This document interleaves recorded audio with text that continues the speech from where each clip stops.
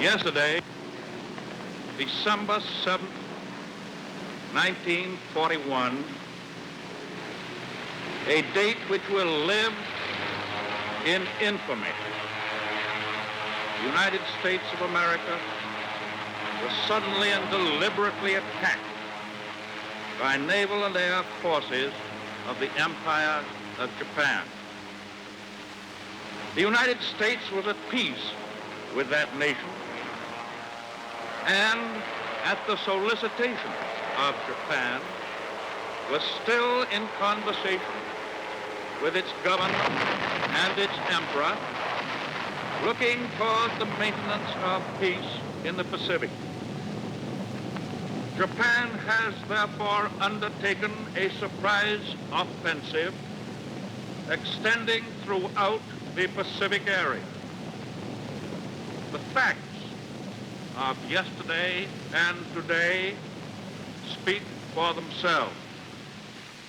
The people of the United States have already formed their opinions and well understand the implications to the very life and safety of our nation. With confidence in our armed forces, with the unbounding determination of our people, we will gain the inevitable triumph, so help us God.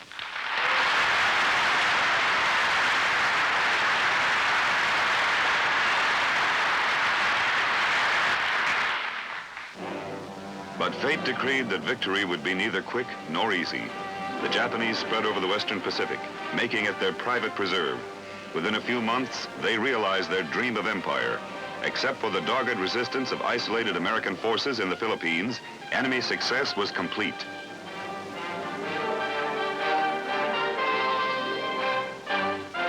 On April 9, 1942, outnumbered American soldiers surrendered on Bataan. The infamous death march that followed was a milestone in the history of man's inhumanity to man.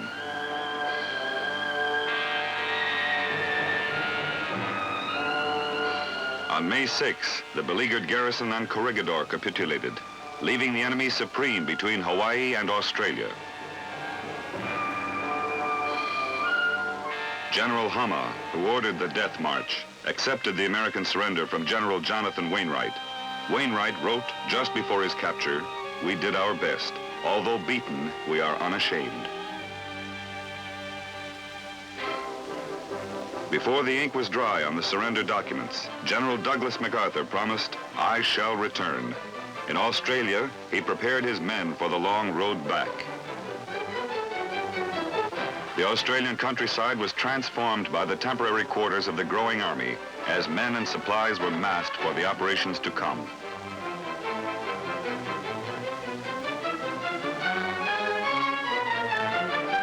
Meanwhile, we struck wherever and however we could.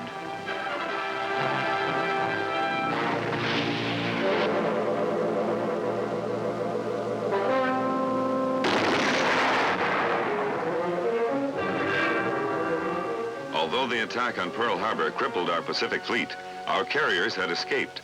While the enemy still savored their early victories, a daring group of Army flyers under Colonel James Doolittle left the deck of the carrier Hornet on April 18, 1942, for a surprise raid on Tokyo. Many did not return, but their courageous actions served notice on the enemy of what was to come. May 1942, in the Coral Sea, our Navy successfully blocked the Japanese invasion of Port Moresby and helped prepare the way for a decisive American success at Midway. There, Army, Navy, and Marine flyers would be among the first to distinguish themselves in the Pacific fighting.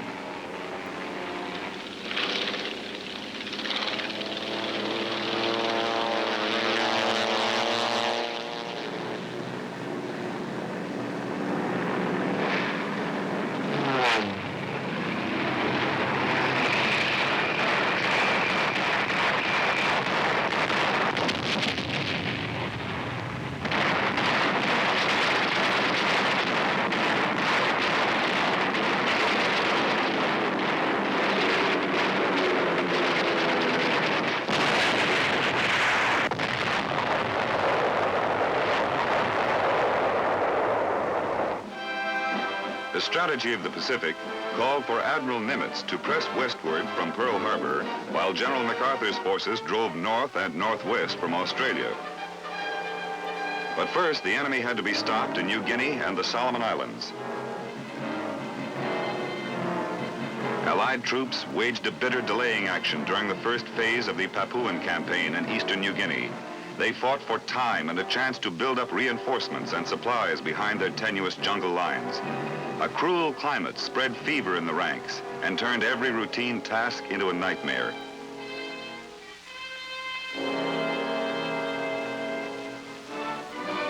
But the Allies held Port Moresby. Fresh troops poured in from Australia and the United States. Men of the 32nd and 41st Infantry Divisions, debarking at the port, faced one of the most arduous and critical campaigns of the early war. To speed the counterattack against the enemy, who had advanced to within 30 miles of Port Moresby, MacArthur flew troops over the rugged Owen Stanley Mountains to the fighting near Boona. Friendly, cooperative Papuan tribesmen made a large contribution to the campaign's success. Not only were they willing workmen, they also saved many American lives while serving as guides and scouts. While the Papuan campaign continued, an amphibious thrust got underway in the Solomon Islands. The enemy had begun construction of an airfield on Guadalcanal, from which planes would soon be able to attack our communications and supply lines across the South Pacific. Our mission was to take this field and the island. Initial enemy resistance on Guadalcanal was so light that landing forces quickly established a beachhead and prepared for advance through heavy jungle. The invasion force was confident after such an easy assault, and few expected the churning hell of enemy fire that was to come. Nor did any guess that it would require 6 months to subdue the island.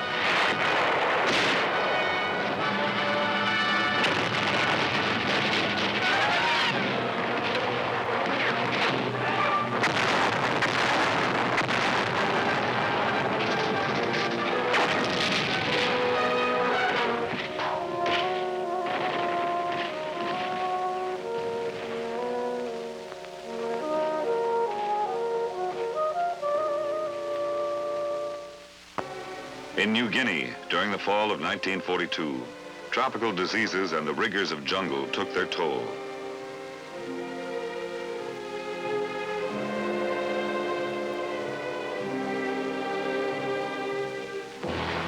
In tangled vines and shadowy growth, the Japanese waited, willing to sacrifice their lives rather than surrender. By January 1943, the enemy had expended 8,000 men in a futile effort to hold the area. Then Boona fell, and the threat to Port Moresby was ended. The enemy tried desperately to reinforce his troops in the face of constant air attack.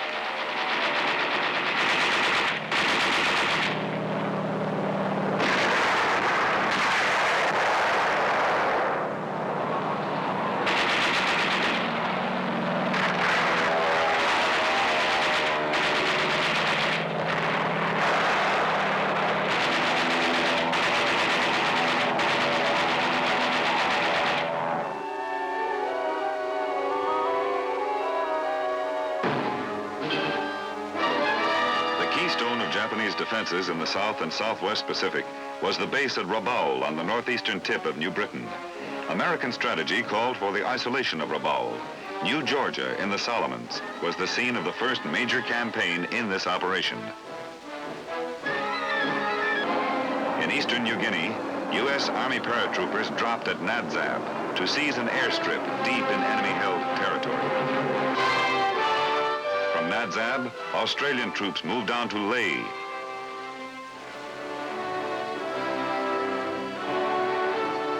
The Bougainville landings in the Solomons provided needed air bases for protection against enemy air attacks and gave us another air base along the road to Rabaul.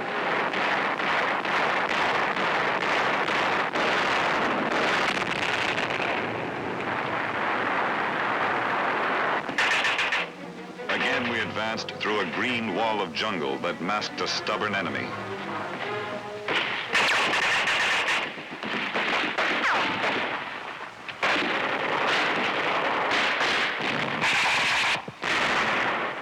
As Allied forces continued to fight and win, the myth of Japanese military superiority began to collapse. The enemy was tough, but he could be beaten.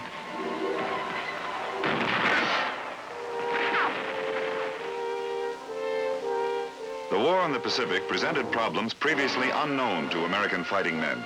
Small islands spread over a vast ocean, objectives often identifiable only on a combat map, the feeling of isolation, and the constant oppressive jungle, a formidable enemy itself.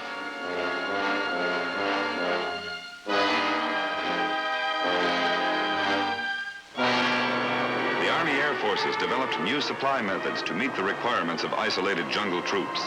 Airdrops of food and ammunition often sustained American units until the enemy was driven back or destroyed.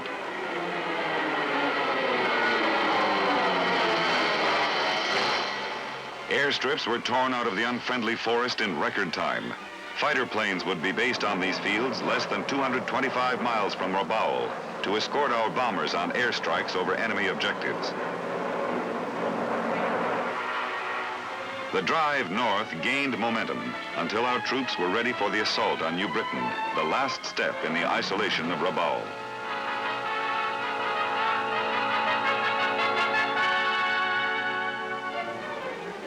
Rest and recuperation camps were scarce. During their preparation for the New Britain invasion, units in New Guinea found relaxation wherever and whenever they could. Religious services were held for those who wished to attend.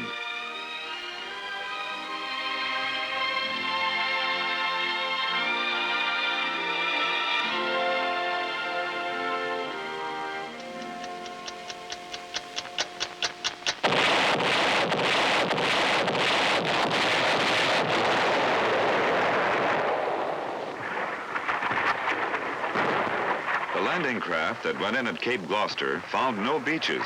The familiar jungle grew to the water's edge, abundant with swamps and tangled ridges. The smell of rotting vegetation carried far offshore.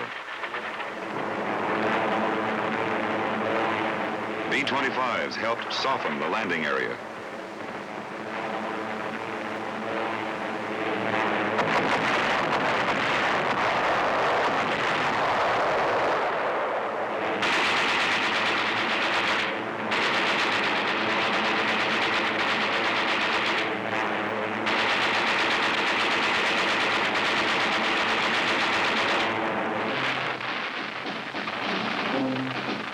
The troops called Cape Gloucester the southwest corner of hell.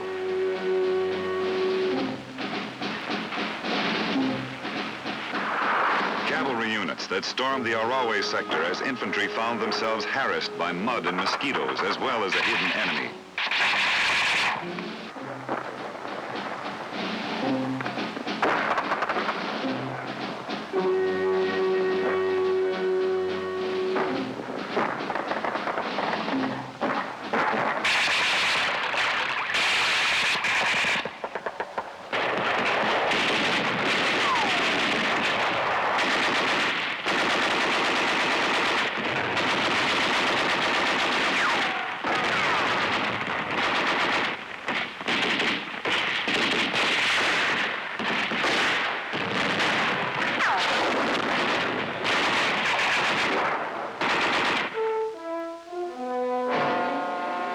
With western New Britain in American hands, the Admiralty Islands of Los Negros and Manus became primary targets for our advance because of their airfields and harbor.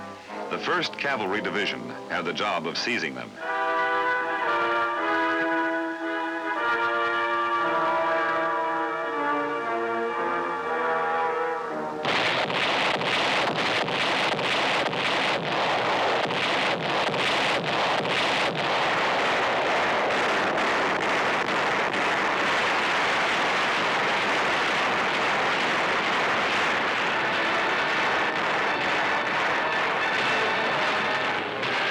Initial enemy reaction at Los Negros was light, and the remainder of the 1st Cavalry Division came ashore.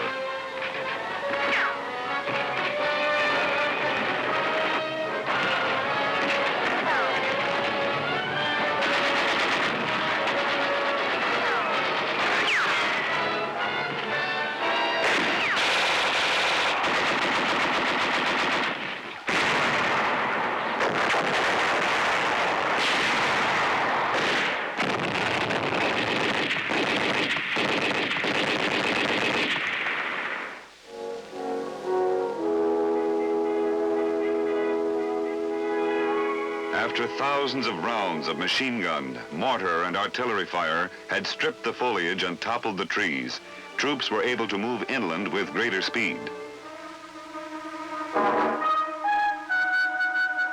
Enemy resistance increased as the campaign progressed.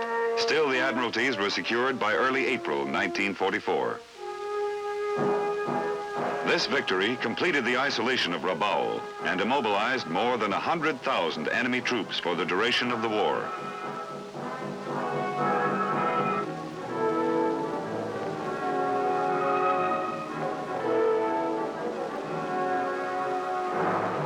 While the jungle fighting continued, another kind of war was being fought far to the north, in the fog-shrouded Aleutians. In the spring and summer of 1943, the Japanese-held islands of Kiska and Attu were retaken after heavy bombing.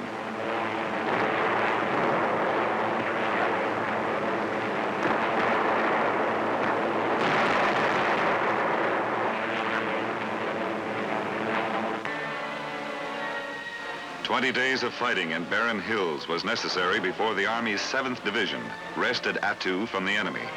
The Japanese secretly evacuated Kiska before Allied troops landed.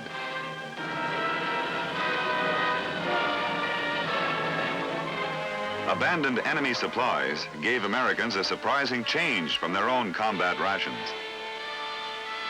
In November 1943, Admiral Nimitz forces in the Central Pacific moved into the Gilberts against the islands of Macon and Tarawa.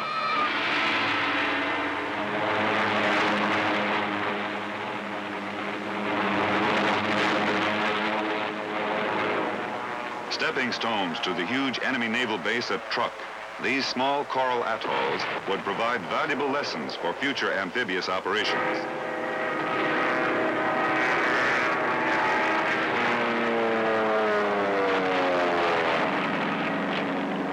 The job of taking Betio on Tarawa was given to the 2nd Marine Division. In 4 days of bloody fighting, these men earned 3,000 Purple Hearts.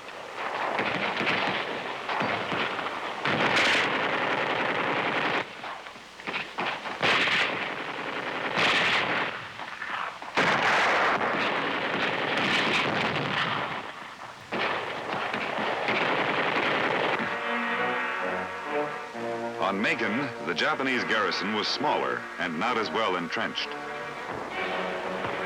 A regimental combat team of the Army's 27th Infantry Division established a beachhead on November 21st, 1943, and snuffed out the last enemy resistance 2 days later. Next to fall were the Marshall Islands, which had been held by the enemy since the end of World War I. In January 1944, the United States Army's 7th Division, veterans of the Aleutians, were assigned the biggest and toughest objective of all, Kwajalein. Experience gained from earlier landings, combined with improved support from air and naval forces, enabled the division to crush the enemy within 8 days.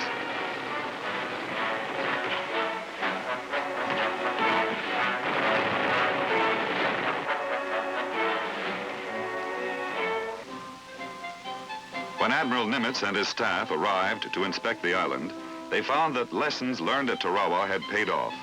Enemy losses had been severe, our own relatively light.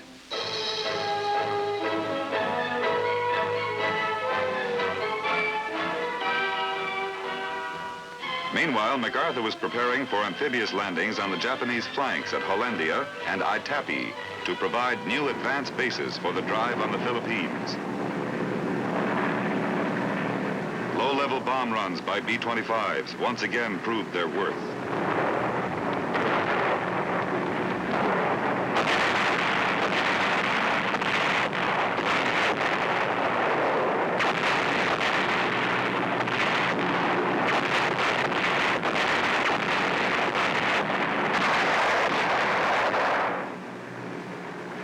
Three excellent enemy airfields at Hollandia were among our objectives.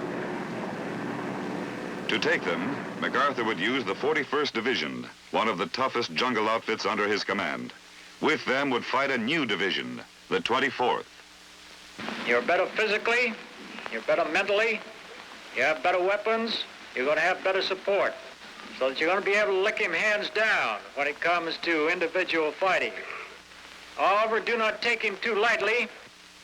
The men were certain not to take him lightly. Briefings covered tactical aspects of the operations, including the treatment of prisoners. Now, when we get them, maybe that they will have gone for a long time without water, perhaps without food. All right, give them a drink of water if you like. Give them something to eat if you like. But don't give them cigarettes. Don't give them gum. Don't give them candy, if you have any. Treat them according to the rules of war, no less and no more. American forces again fought through steaming jungle to cut off 60,000 enemy soldiers to the east.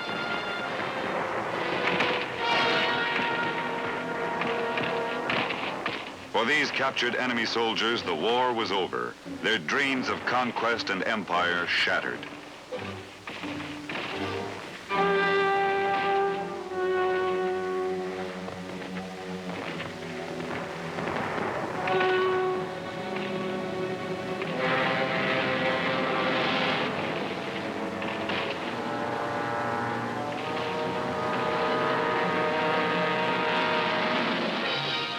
The much-needed airfields around Hollandia were the big prizes.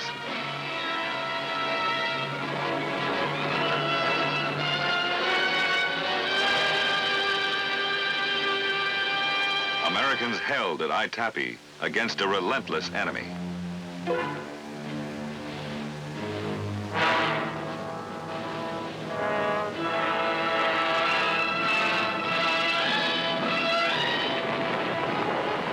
Continued northwest along the coast to Wak Di Sarmi.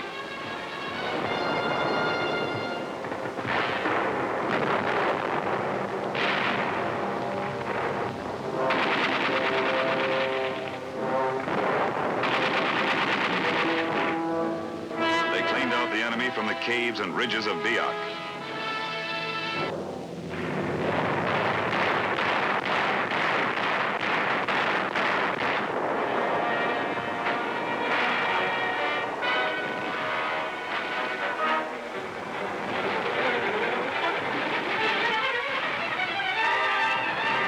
They secured little Numfor Island and moved on to the tip of New Guinea.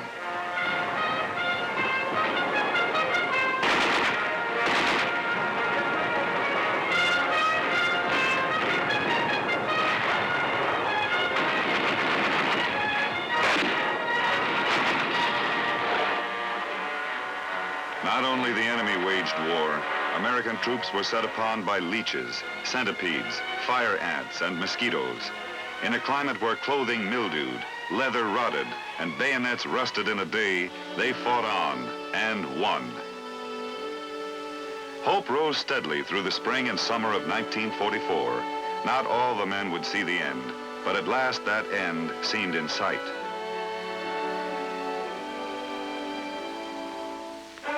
With the addition of new airfields, our planes were able to strike more often at the critical supply lines which supported far-flung enemy defenses.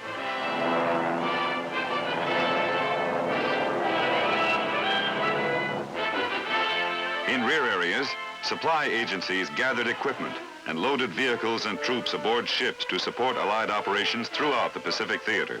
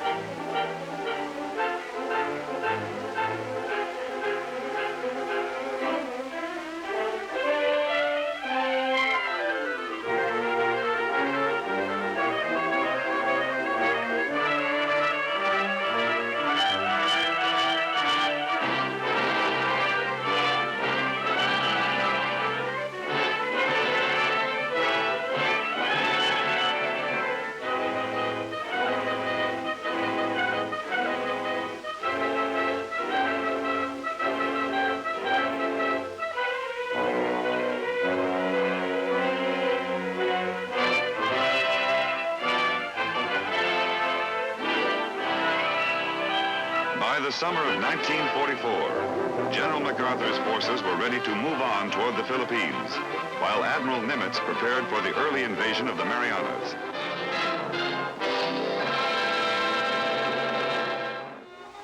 With the capture of the Marshall Islands by the combined American forces under Admiral Nimitz and the success of General MacArthur's operations in the Southwest Pacific, the next step in the Allied plan was the invasion of the Marianas. 6 months ahead of schedule, Saipan and the Marianas became the target of 2 Marine divisions on June 15, 1944.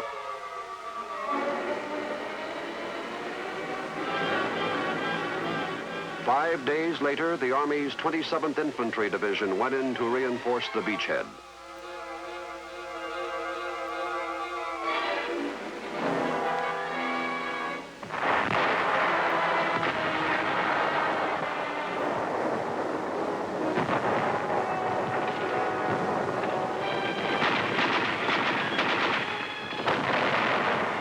Enemy soldiers, refusing to surrender, holed up on hills and in caves. Many had to be blasted out. The surrender of enemy troops did not come easily. At times, Japanese prisoners were used to urge their comrades to surrender rather than be buried alive.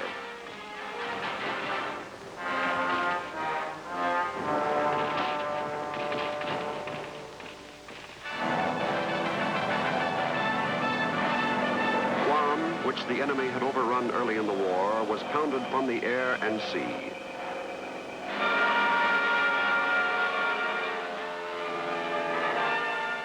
The invasion of Guam took place on July 21, 1944. The enemy resisted the bold attacks of American soldiers and Marines for 19 days before the island again became a United States possession. During the fighting in the Marianas, Army engineers and Navy Seabees had begun work on an extensive system of B-29 airfields. In November of 1944, the first B-29s from Saipan flew against Japan. Between Guam and the Philippines were the Palau Islands. In September of 1944, the 1st Marine Division pushed ashore on Peleliu. The Army's 81st Division landed on nearby Angar Island.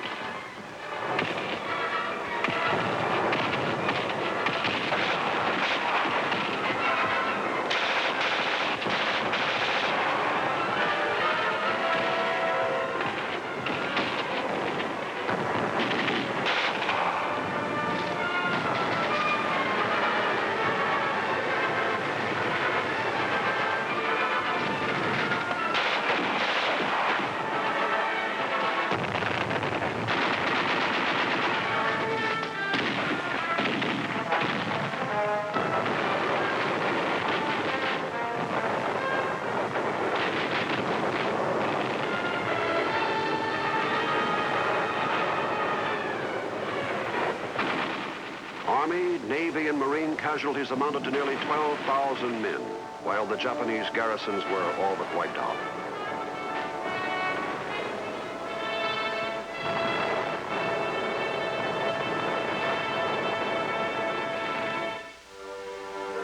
On the same day that Nimitz forces invaded the Palaus, MacArthur's troops, in a strategically converging attack, jumped from the western tip of New Guinea to Morotai Island.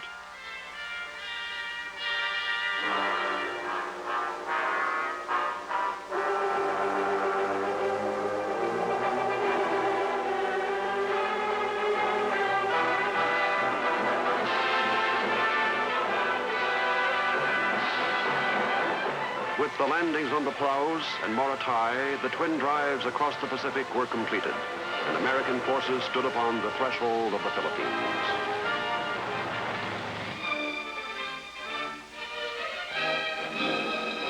To the men who had carried the fight from Hawaii and Australia to the Palaus and Morotai, the Philippines had long stood as a symbol on which their determination and hopes had focused. We had lost those islands in the grim early days of the war, and with them we had lost military advantage and a measure of our self-confidence. Now, 3 years later, a large and powerful armada converged upon those islands 2 months ahead of the Allied schedule. Destination Leyte, purpose liberation. General MacArthur had promised to return, and return he did. On October 20, 1944, 4 American Army divisions stormed the Leyte beaches to begin one of the last great campaigns of the Pacific War. To intercept our invasion force and destroy the American 3rd and 7th fleets, the enemy divided the bulk of their ships into 3 sections and sent them toward Leyte. On October 25 and 26, the greatest naval battle in history took place, the Battle of Leyte Gulf.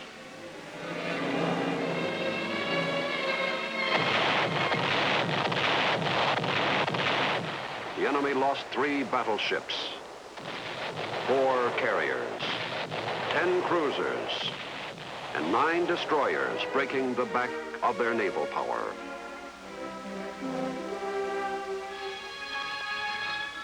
The fighting on Leyte reached a climax with an end run to the west coast at Ormoc. Leyte was ours by Christmas 1944.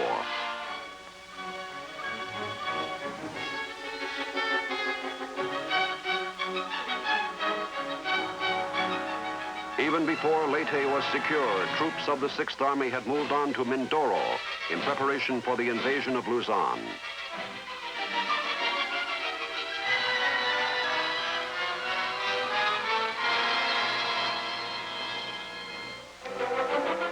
Then, on January 9, 1945, the 6th Army landed on the main island of Luzon.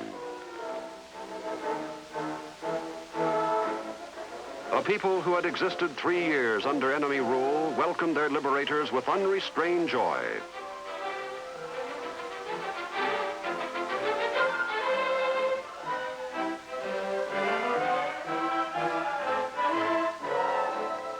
Filipino guerrillas had waged continuous war against the enemy during the occupation. Now, armed and equipped as units of the new Philippine Army, they fought side by side with advancing Americans to drive the invader from their soil.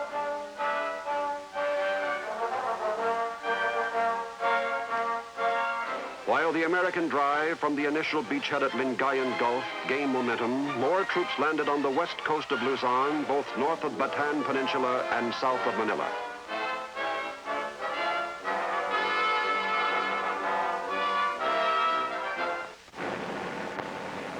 Enemy forces were concentrating their defenses in the rugged mountain terrain, and the task of routing them was exhausting and hazardous. I think they're going to be doing okay. They're flying down here at 20-degree altitude, but they're doing okay. They're doing okay.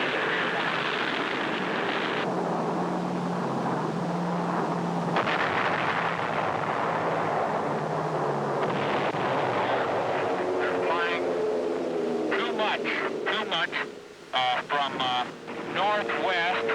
Too much from northwest to southeast. That is good. That is right on the ball.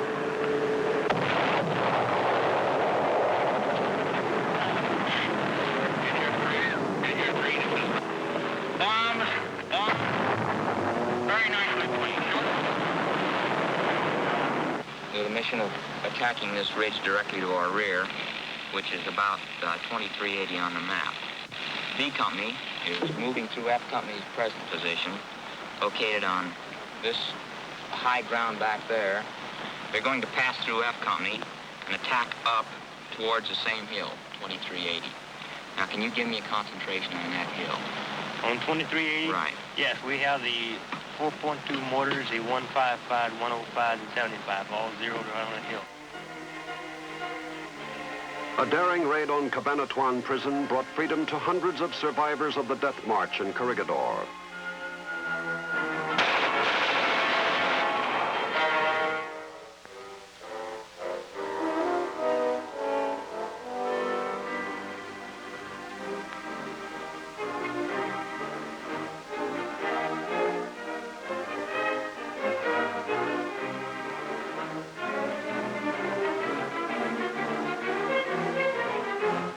The push toward Manila went well as town after town fell to American soldiers.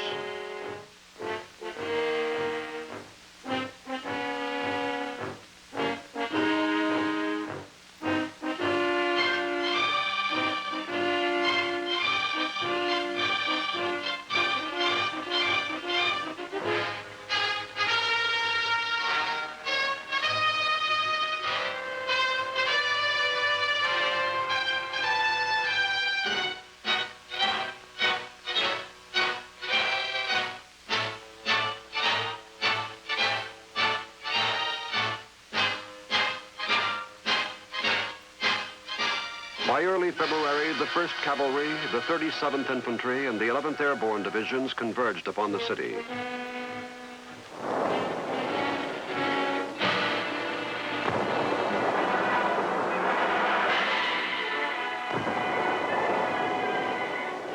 The enemy defended Manila one building at a time.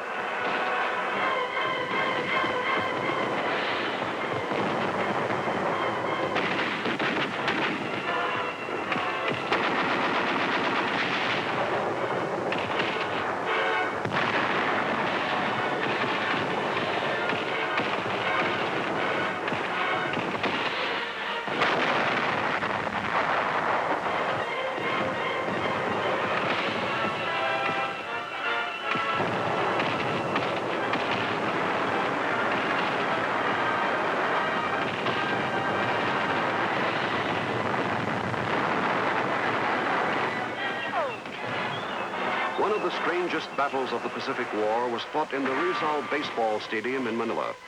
There, American tanks in the infield fired their guns point blank at enemy defenders who were hidden in the grandstands.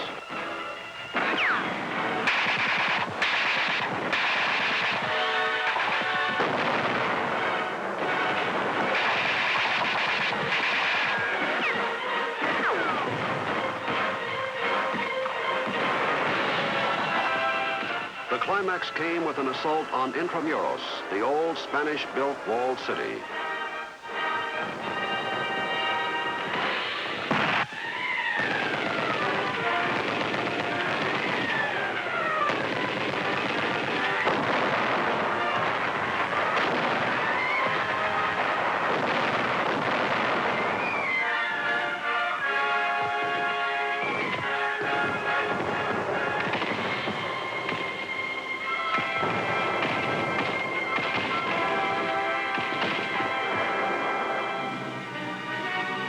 Before our Navy could use Manila Bay, the enemy garrison on Corregidor had to be subdued.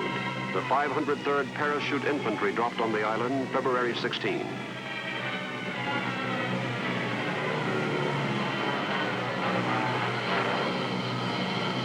With the help of amphibious elements from the 24th Division, the paratroopers took the heavily fortified position within 2 weeks.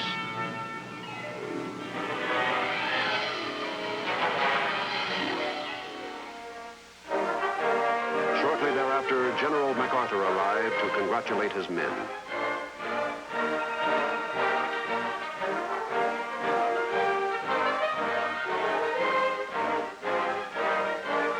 After securing Manila and Manila Bay, the 6th Army had to clean up the rest of Luzon and rout the Japanese out of mountain strongholds into which they had retreated. In the mountains of northern Luzon, organized resistance continued until the end of the war.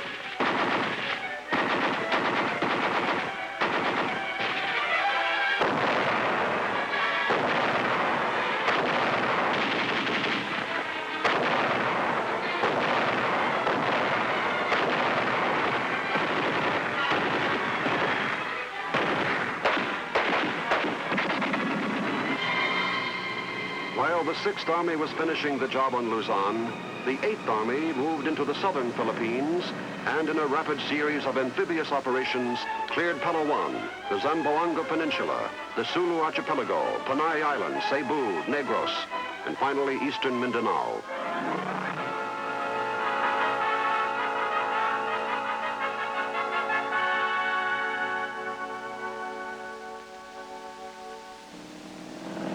With the Luzon campaign well along, and following the seizure of Iwo Jima in February 1945, Nimitz prepared for the assault against Okinawa on April 1st, 1945.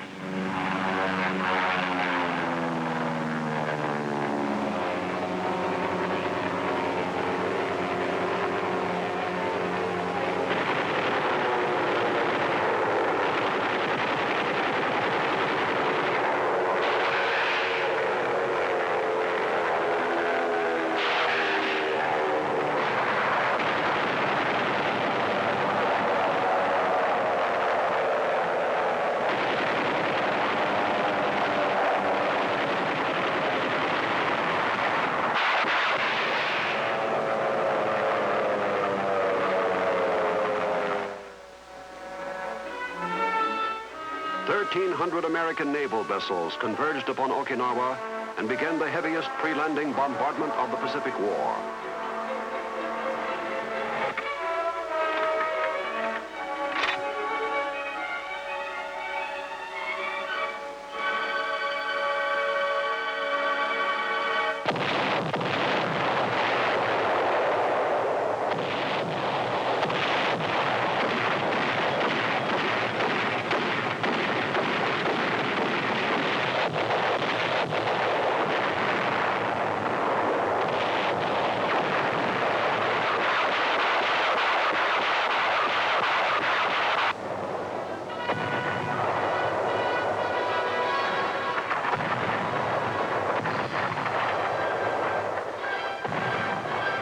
By 4 o'clock in the afternoon, 50,000 troops were ashore on an 8-mile beachhead, while the enemy played possum. On April 6th, Japanese pilots of the ill-famed Kamikaze Corps flew their suicide planes against our fleet.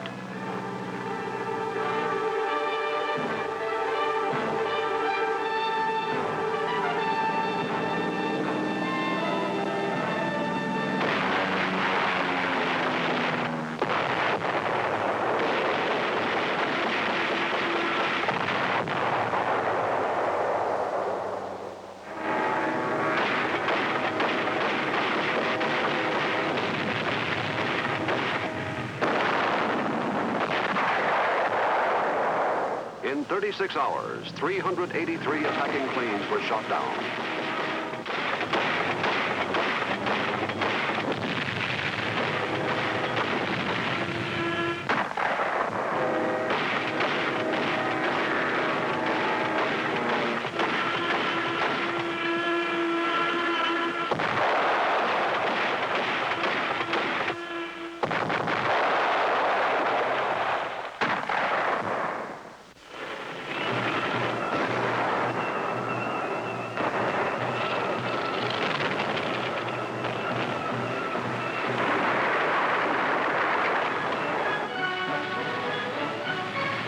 On Okinawa, General Simon Bolivar Buckner's troops found northern resistance comparatively light, while the 10th Army in the south found some of the strongest resistance yet encountered in the Pacific.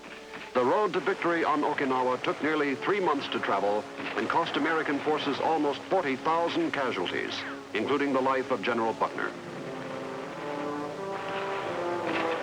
The Okinawa campaign had been a highly successful air, sea, and ground operation carried out under conditions favoring the enemy. We had now reached the doorstep of Japan. By the end of May 1945, with the European war over, American military power was supreme from California to the China coast. During the early summer months, the tempo of air attacks on the Japanese main islands was sharply increased. B-29s of the Army's Strategic Air Force, operating from bases in the Marianas, were averaging 1,200 sorties a week over enemy industrial targets.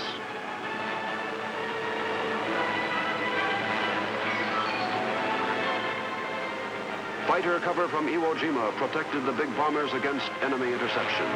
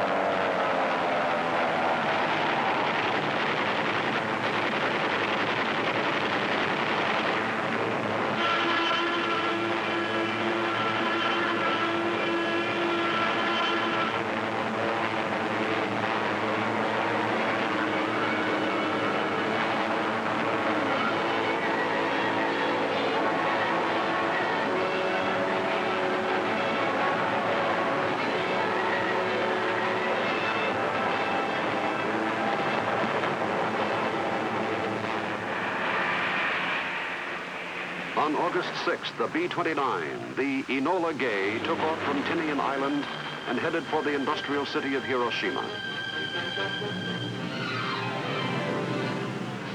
At 8:15 that morning, the Enola Gay dropped the first atomic bomb on a city.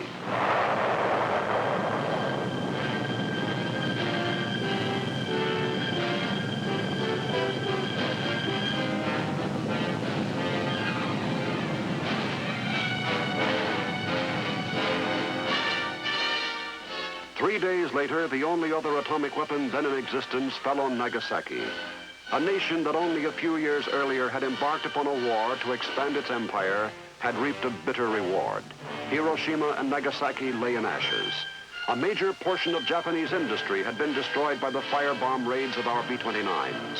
Her mighty Navy and Air Force had been decimated, and the Imperial Army was a skeleton of its former self.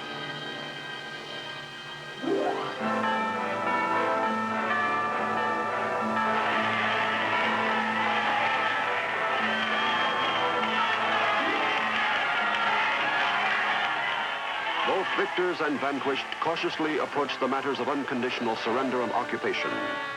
Under the Japanese military code of Bushido, nothing short of a direct order from the emperor could have persuaded commanders to lay down their arms. But the emperor had given the order, and the armed forces complied.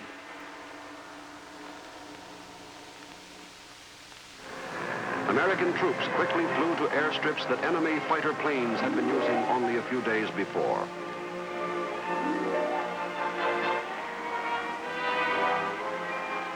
In the last amphibious landing of the war, more troops went ashore to assist in the occupation.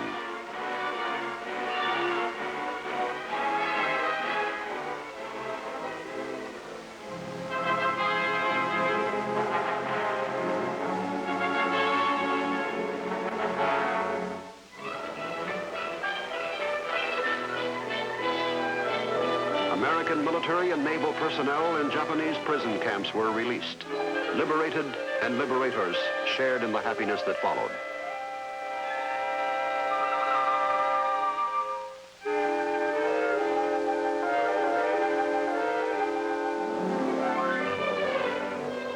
The Allied High Command estimated that more than 1 million casualties had been avoided when the Japanese capitulation canceled invasion plans.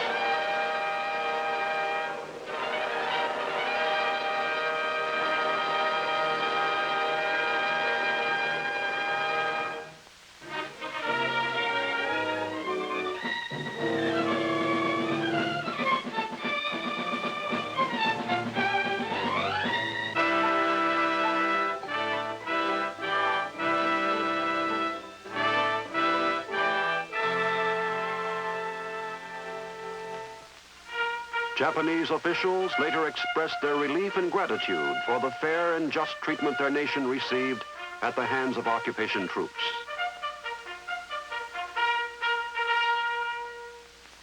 Although the warlords who had brought on the conflict were subsequently brought to trial, the Japanese people were permitted and even encouraged to make the quickest possible transition to useful, peaceful activity without American interference. Engineer units immediately pitched in to help rebuild what our bombers had destroyed. After years of propaganda and heavily censored news, a free press kept the Japanese people abreast of daily developments. From the first day of the occupation, American forces exerted every effort to gain Japanese cooperation.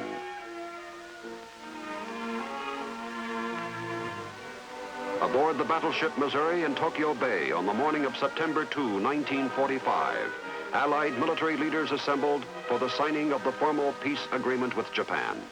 We are gathered here, representatives of the major warring powers, to conclude a solemn agreement whereby peace may be restored. The terms and conditions upon which surrender of the Japanese imperial forces is here to be given and accepted are contained in the instrument of surrender now before you. I now invite the representatives of the Emperor of Japan and the Japanese government and the Japanese Imperial General Headquarters to sign the instrument of surrender at the places indicated.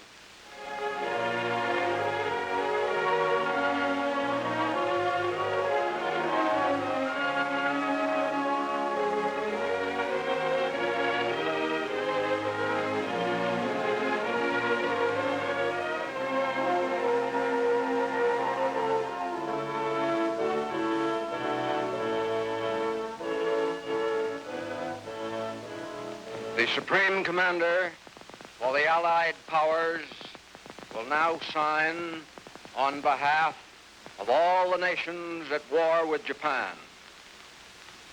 Will General Wainwright and General Percival step forward and accompany me while I sign?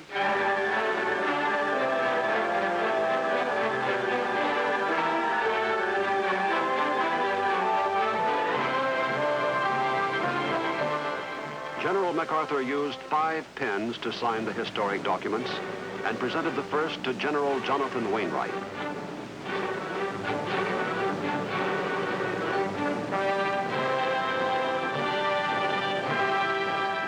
The second went to British General Percival, the defender of Singapore, 2 to the National Archives, and the 5th MacArthur kept for himself.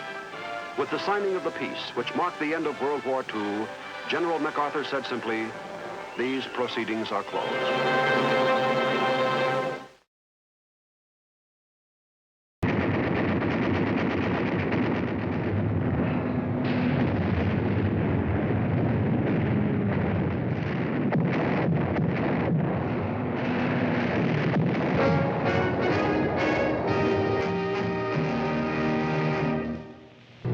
In September 1941, at Kagoshima Bay in southern Kyushu, Japanese carrier pilots begin training for a very special mission.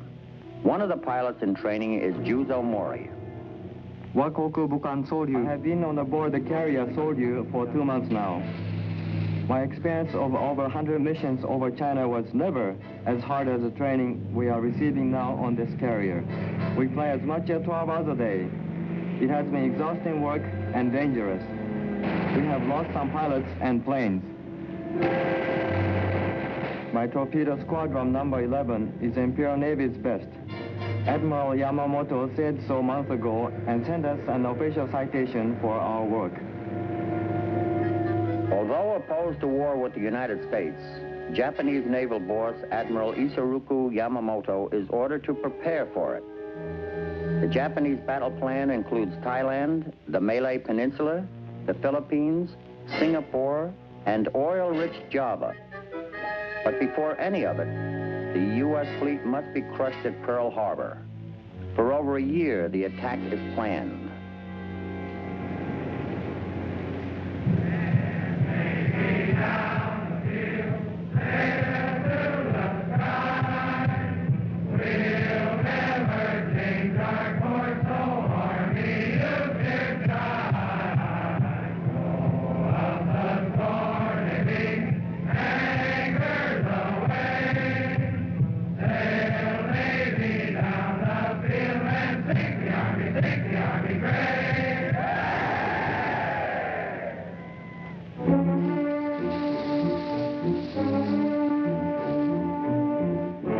When the U.S. Pacific Fleet steamed out of San Diego in May 1940 for maneuvers in Hawaiian waters, it was to have been a round trip. But as tension mounts in the Pacific, Washington orders the fleet to remain a restraining influence on Japanese ambitions. Aboard the battleship USS California is 28-year-old Warrant Officer Jackson Farris. Formerly on the Mississippi, he's a gunner and a spare-time athlete. I've been aboard the California about a year, caught her in Bremerton. It's a Navy practice to transfer a man when he's promoted to warrant. We call the ship the Prune Barge. I like her. She's Vice Admiral Pye's flagship of the battle force, and we're proud of her. She's a good ship, really a good ship. Good at athletics, gunnery, and engineering. The California takes a back seat to no one. Pearl Harbor, Hawaii, in September 1941, has been the home port for the bulk of American sea power for almost a year and a half. To protect the fleet, the U.S. Army maintains 2 ground divisions, a force believed powerful enough to block any landing attempt. Keenly aware of shortages, the American military moved personnel and weapons into the base. The Air Corps, operating principally out of Hickam and Wheeler fields, moves planes in to strengthen the island defenses. Although still in short supply, planes of the Army's Dawn Patrol take a turn at flying reconnaissance. The United States has a war plan, codename Rainbow 5. It is a plan for reaction to a Japanese-initiated war. It would have the Pacific Fleet head for the Philippines, stopping along the way to capture Japanese bases in the Marshalls and Carolines. Not until the Philippines are reached is a decisive naval engagement anticipated. I'm the warrant gunner for the ship. That means if one of the guns doesn't work, I have to fix it right now.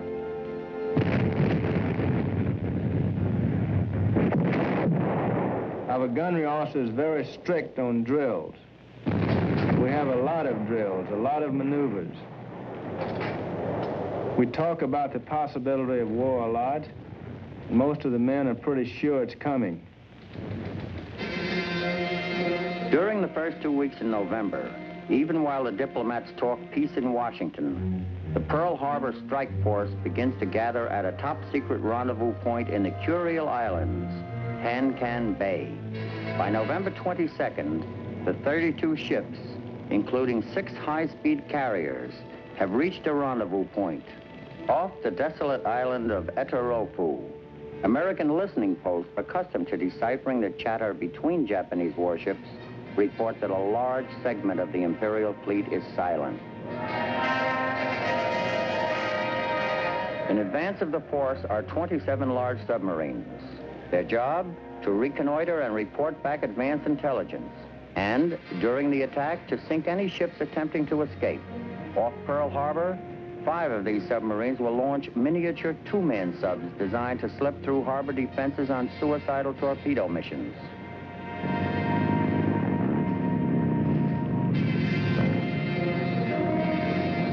Aboard the flagship Akagi, we are told we are now a task force, and our objective is Pearl Harbor. Now, I see how much like Kagoshima Bay Pearl Harbor is.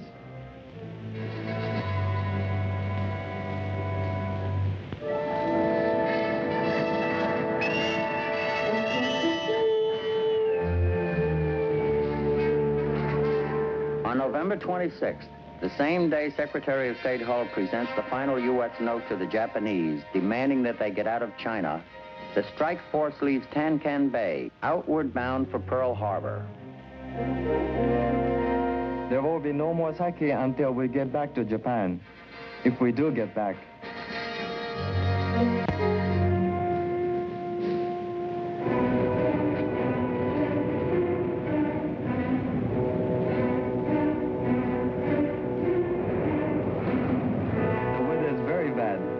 The seas are high and rough. Solute pitches so much that I feel sorry for the men on the destroyers.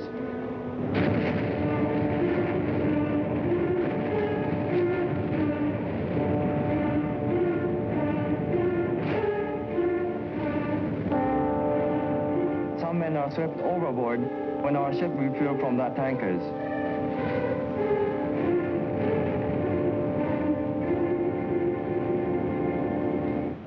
We were just supposed to be out here on a temporary basis, but it's dragged on and on.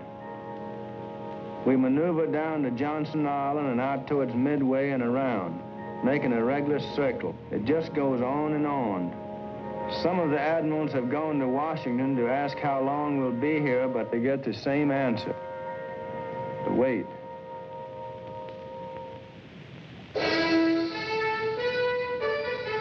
December 2nd, the Hawaii-bound strike force receives an important message from Admiral Yamamoto.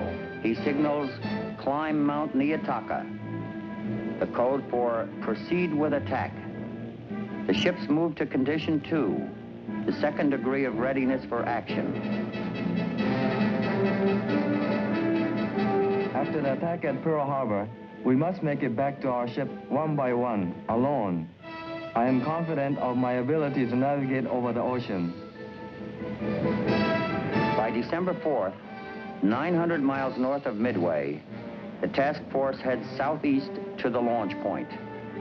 Now in the Hawaiian time zone, the attack is scheduled for dawn, Sunday, December 7th.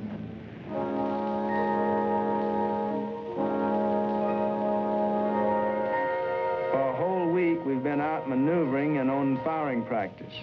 Last night, an unidentified sub was reported, but nothing else happened.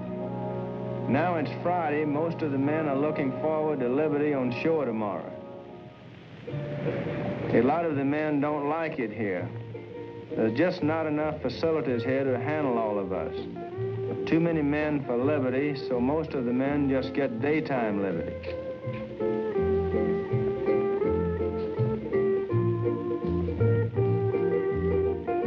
The weather here is what California advertises, but the men are still homesick. The married men are pretty lonesome for their families back on the mainland. And for us single guys, there's not too much to do.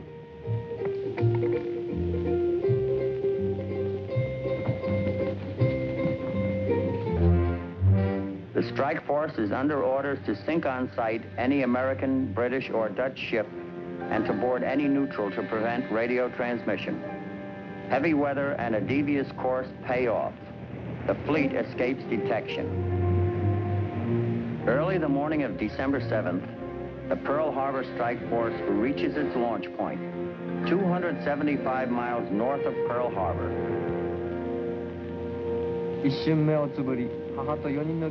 I say a prayer and hope that my mother and 4 brothers will be proud of me this day. A special message comes to us from Admiral Yamamoto. The rise or fall of our empire depends on the outcome of this battle. Each man will complete his duties until his flesh is crushed and his bones become powder. The message makes me feel very strong in my heart.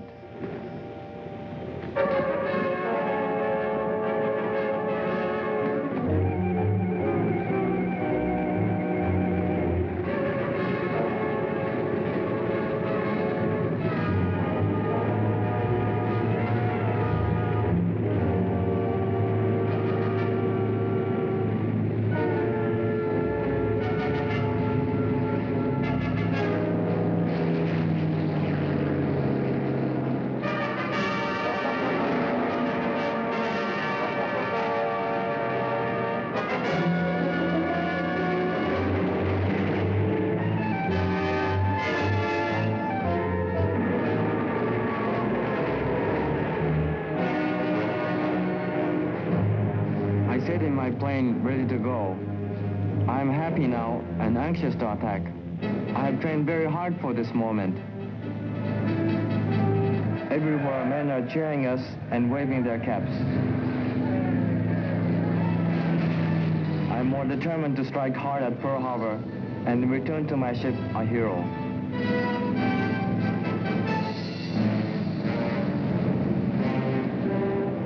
By 6 a.m., the first wave is off the deck. Pearl Harbor is 2 hours away.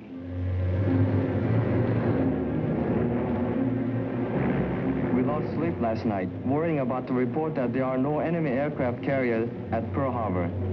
If I cannot get the carrier, I intend to get the battleship. My torpedo will not be wasted.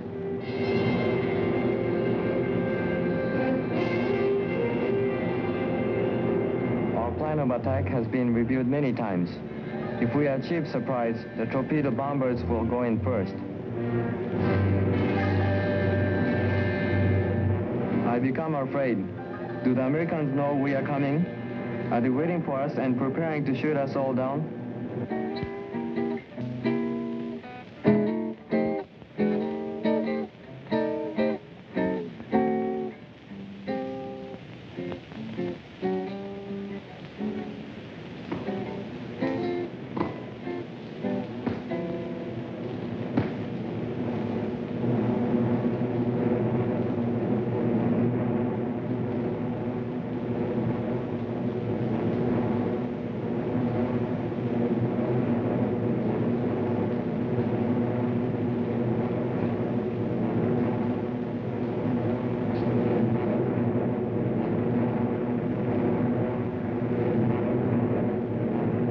7:55, Sunday morning, December 7th, 1941.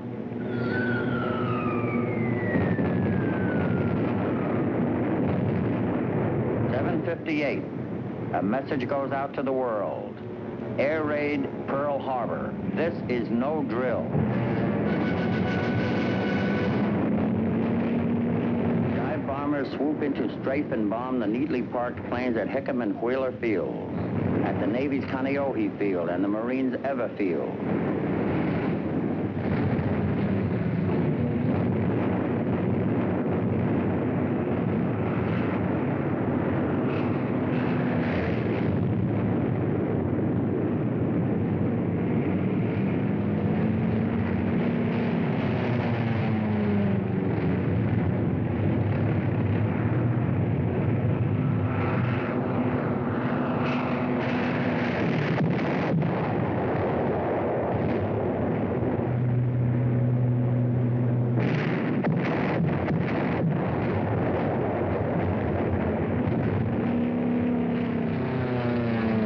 I see Pearl Harbor. It is spread out like a picture. I see explosions against the battleships, but one battleship is receiving no attention. I will get that one. It will be easy.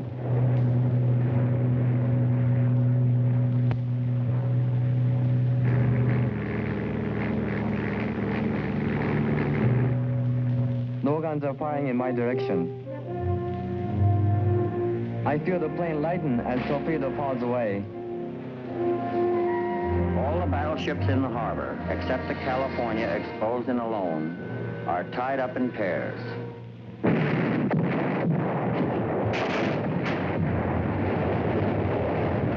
I'm knocked unconscious, and when I come to, I hear the announcement of a torpedo hit at port side frame 50. I know it's the Japanese.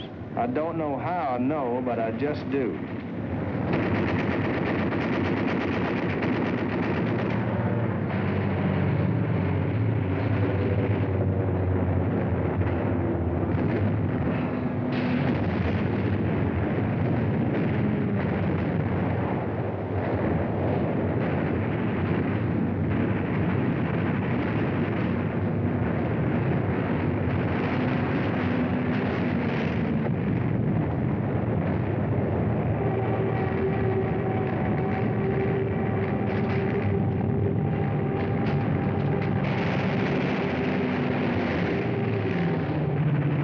Just like a sitting duck. We can't maneuver.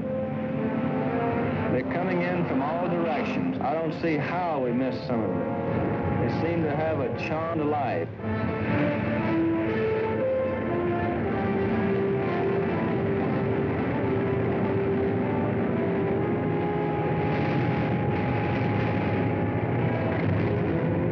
The chief calls down, send up more ammunition. Start the 5-inch ammo up by hand. I want to move faster. My mind is clear. I act more like a mechanical man because I've been trained for these emergencies.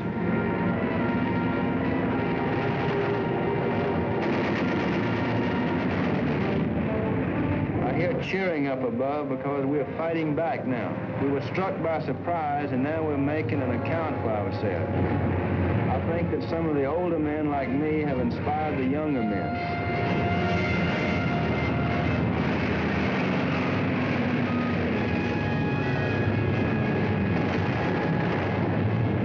Arizona just blew up.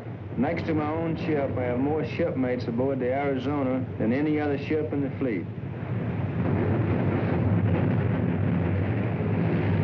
Battleship Row is a tangled mass of flaming, exploding wreckage. The bombs and torpedoes of nearly 400 planes litter the harbor with burning, sinking hulks.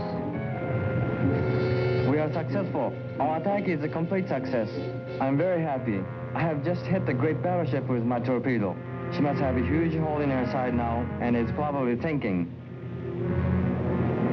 For a moment, I think of the men on that ship, and I am sorry for them. But then I think of the welcome on Soryu when I report I have hit the battleship.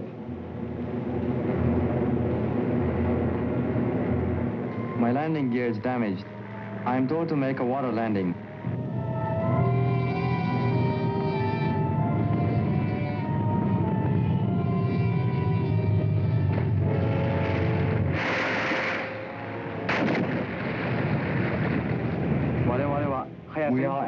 now.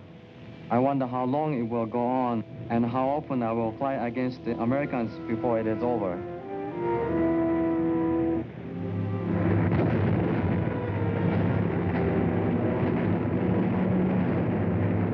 I'm being carried from the ship.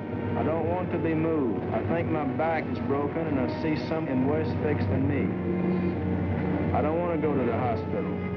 This is still a safer place than the hospital right now.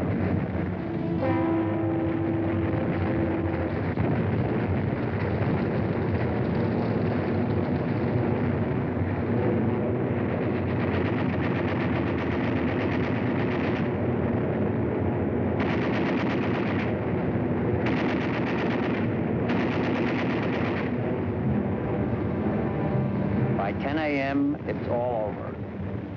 18 ships, including all 8 battleships, are sunk or badly damaged. West Virginia, hit by 6 torpedoes, sinks in the mud. Arizona, ripped by one of her own exploding magazines, takes 1,000 burning men to the bottom. Oklahoma, torpedoed 3 times, capsizes in 20 minutes. California, hit by 2 torpedoes and with 1 magazine exploded by a bomb, sinks in the mud. Maryland, shielded by the Oklahoma, survives with damage. Tennessee, bombed and showered by flaming debris from Arizona, will burn all day and all through the night. More than 2,400 Americans are dead, more than 1,100 wounded.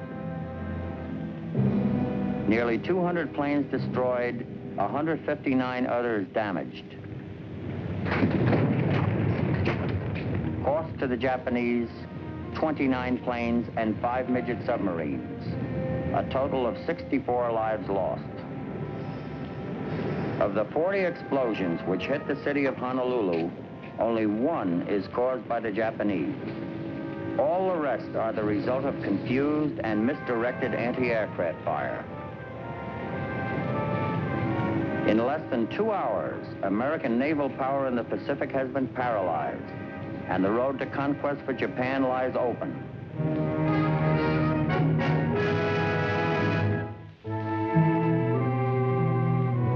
Petty Officer Juzo Mori will later fly missions at Wake Island and Midway. Shot down at Guadalcanal, he loses his right hand, ends the war as a flying instructor. Warrant Officer Jackson Farris, reported missing in action at Pearl Harbor, will later fight at Saipan and Lingayen Gulf, and through to the surrender at Tokyo Bay. For his bravery at Pearl Harbor, he becomes the first man recommended for the Congressional Medal of Honor in World War II. The greatest disaster in American naval history is over. The flames of Pearl Harbor destroyed a fleet, but as Edward Gray said when he likened America to a gigantic boiler, once the fire is lighted under it, there is no limit to the power it can generate. The fire had been lit.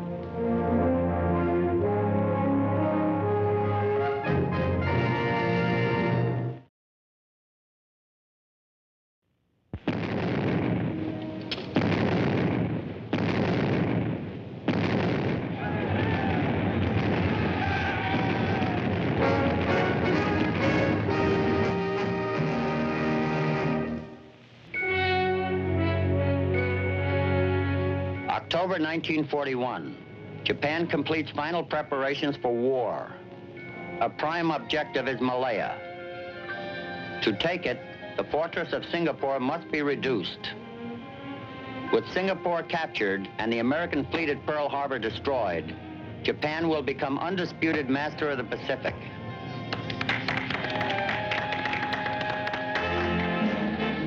For more than 100 years, British power has dominated Singapore. For years, British military experts have held that any invasion of Singapore will come from the sea. The world's biggest guns, fixed in the ground, ready for action, guard the south, east, and west approaches to the island. But the Army commander in Singapore, General Sir Arthur Percival, believes that the attack will come over land from the north.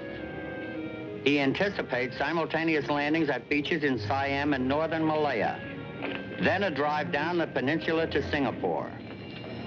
Under a new defense plan called Matador, British troops would be moved across Siam to defend the beaches against any Japanese invasion. The British troop movement would require 24 hours. Percival is ordered to prepare, but wait. As long as Singapore remains in British hands, Japan's movement to the south is stifled. Singapore stands an invincible barricade between Japan and the raw materials of war. November 1941, British reinforcements arrive at Singapore. One of these men, a private in the East Surrey Regiment, is 22-year-old John Samways. Singapore is always what you imagine the tropics to be like. A beautiful seashore, huge buildings, everything white and glaring in the sun. It's all music and dance. There's no sign of war. There's no panic or worrying at all. We consider ourselves very fortunate to be sent to Singapore. No blackouts, no bombings, plenty of food, plenty of all the good things. This argument between the Americans and the Japanese, well, that's the Yanks' affair, not ours. The men in my battalion say that one British soldier is as good as 5 Japanese. They can't see, and they're awfully little chaps, so there's nothing to be afraid of. December 7th, 1941, 2 hours before the attack on Pearl Harbor. The war in the Pacific begins.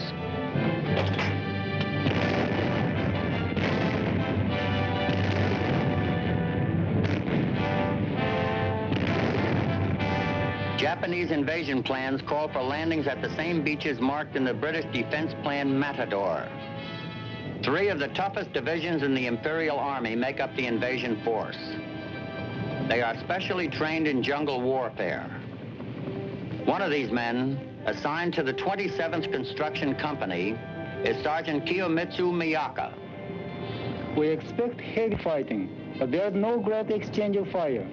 There's no sound from enemy guns. We wonder, where are the British forces? British troops cannot get to the beaches in time to stop the Japanese. From nearby Indochina, Japanese planes make their first strike.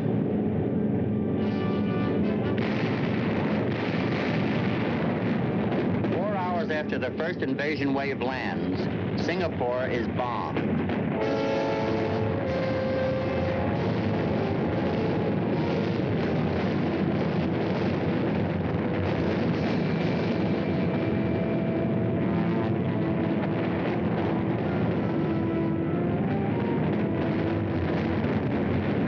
We have no official idea at all how many Japanese have landed. We hear that there are millions of them. The only airplanes we see are Japanese. If only we could see an RAF plane in the sky. It would certainly do wonders for our morale.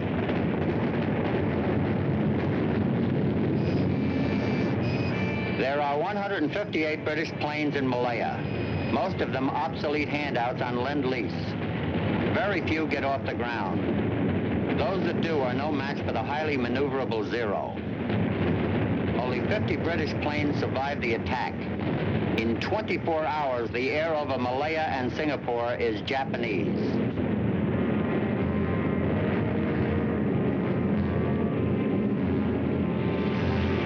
With their air force crippled, the British are unable to provide fighter protection for the Navy. The battleship Prince of Wales and the battlecruiser Repulse are the only 2 big ships Britain has in the Far East. On December 10th, they are spotted by Japanese planes.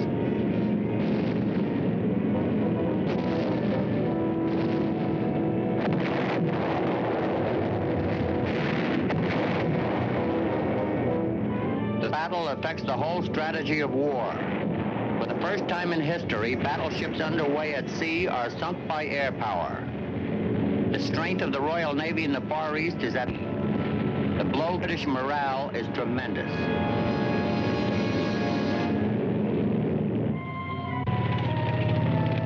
With air superiority established, Japanese ground forces pushed down the peninsula, and spearheading the attack, infantry troops on bicycles.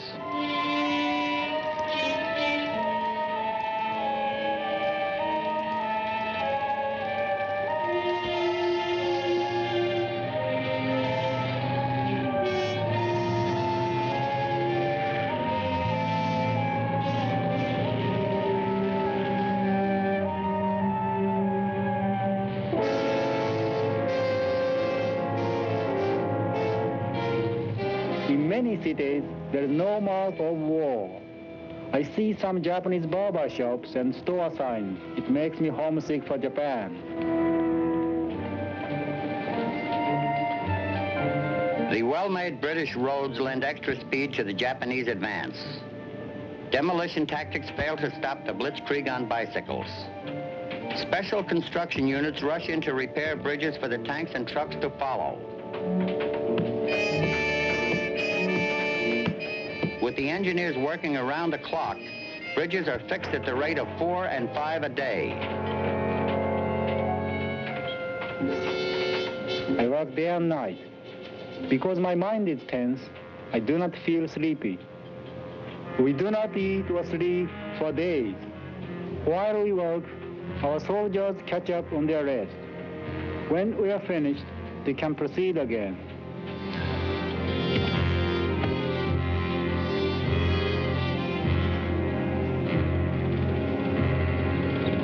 The Japanese battle plan calls for victory in 100 days. In less than 30 days, the Japanese pushed the British halfway down the coast of Malaya. By January 7th, the front lines are within 250 miles of Singapore. I feel very sorry for the people who live in the battlefield. They are forced to leave their homes and leave many things behind. But I suppose life is the most important thing to a human being.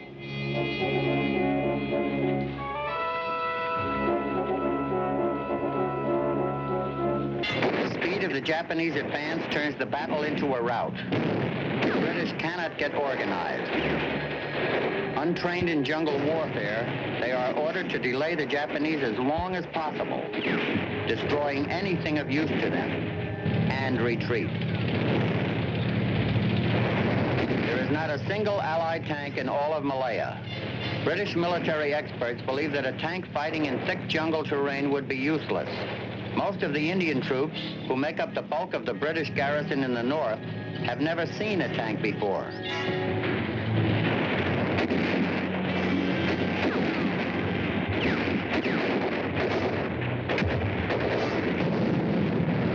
We've been trained to stay in a fixed position until we see the whites of their eyes, and then make sure we hit somebody. But some of their lads are letting fly as soon as they hear another shot, whichever way their rifle's pointing. That's the way the bullet goes. Some of our troops are starting to withdraw, others trying to come up. Nobody seems to know which way to go. This officer comes yelling, "Anyone who comes down this road will be Japanese, so shoot." With what? All I've got is 5 rounds of ammunition. That's all I've been issued. Repeatedly, the Japanese infiltrate the British lines, confusing and panicking the English. By the end of the month, all hope of holding any part of the Malay Peninsula is gone. The British are ordered to withdraw to Singapore.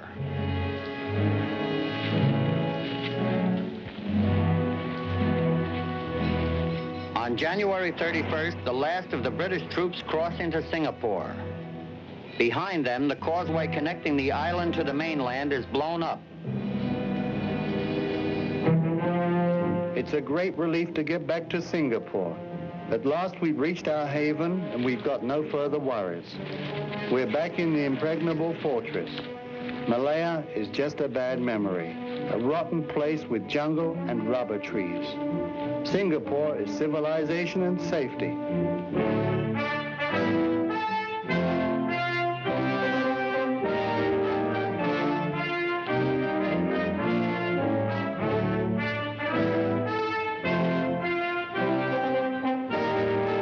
They tell us to start digging defense positions.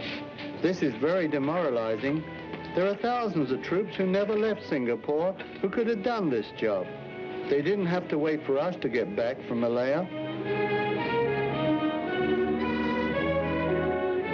Singapore's defenses to the south are strong, but looking down from the north, from Malaya, the back door is wide open. The big guns are useless and pointing the wrong way. General Percival spreads his men along the beaches, hoping to prevent the Japanese from getting a foothold on the island. Only 2,500 men protect the narrowest point of the strait. Here, in small boats, 4,000 Japanese will attack in force.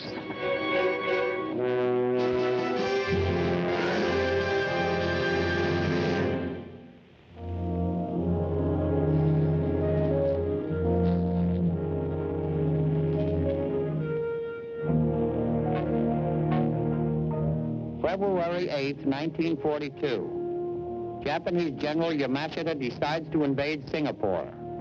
With his supplies running out and his men outnumbered 3-1, his only hope is to force the British into a quick surrender. The island of Singapore is before our eyes.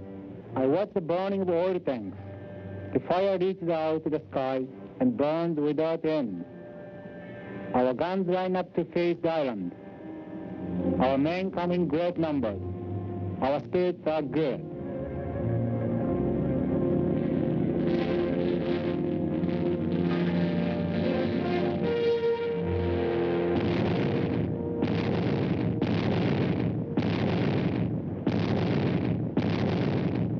The Japanese send up an observation balloon to direct their artillery fire. The British have no planes to knock it down.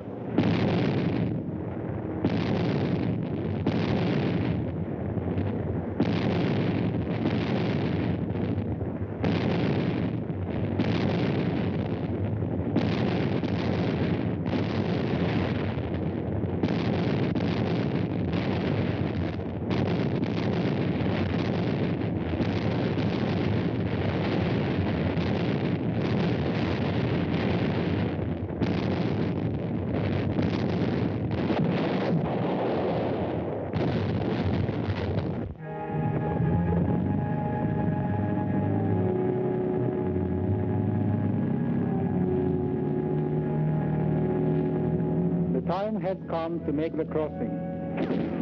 I pray for the success of my comrades. The bullets come like rain. I keep my body low and wait for the enemy fire to come down.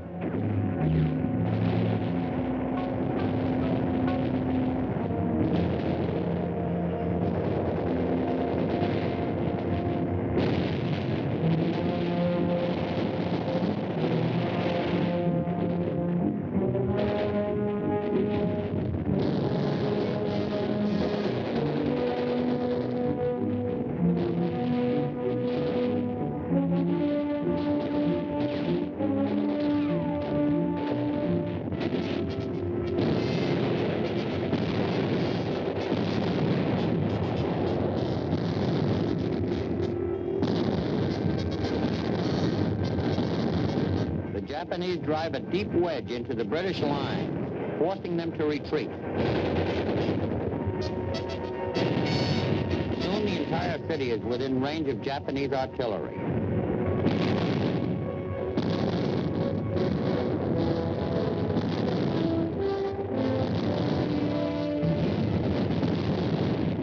Within 5 days, the Japanese capture the reservoirs and cut off the city's water supply. They seize the high ground looking down on Singapore. Yamashita advises the British to surrender. The British are ordered to keep fighting. Churchill orders his generals to defend Singapore to the death. Surrender, he says, is out of the question.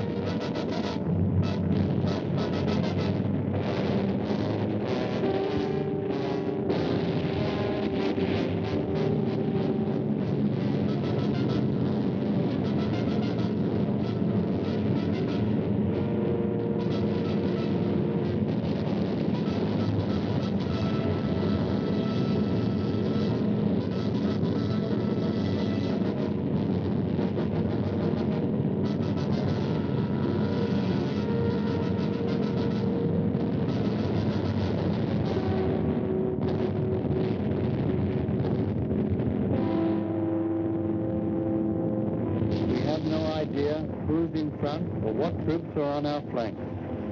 We don't know which way the Japanese will be coming next. So we just face every direction and hope. Everything is chaotic. Nobody seems to know where his unit is anymore. Finally, the British commanders agreed that with the water supply nearly gone, short on food, gasoline, and their troops exhausted, counterattack is impossible.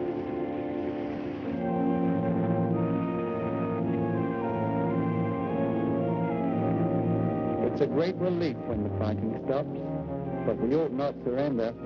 We ought to fight them back. All we need is a few aircraft, and we could push them off the island and all the way back up Malaya.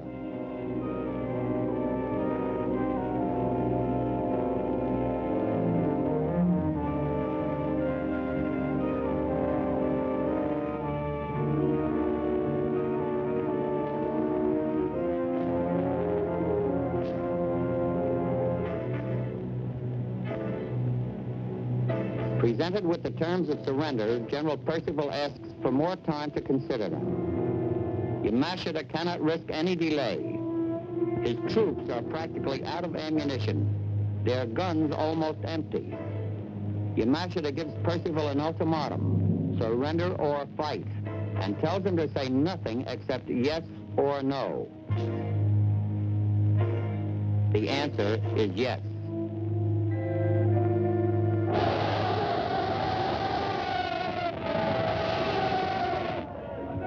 On February 15, 1942, Singapore falls to the Japanese.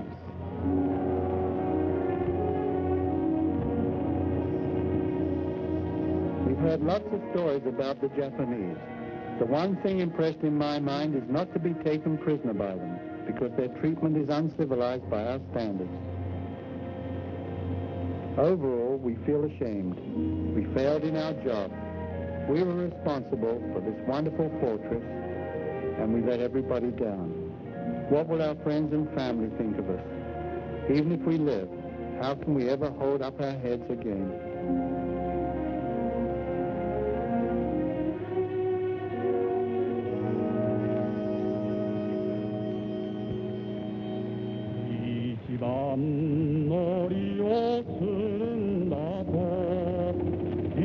Instead of the traditional victory parade, Yamashita orders his men to pass through the city in silence, carrying boxes containing the ashes of the dead.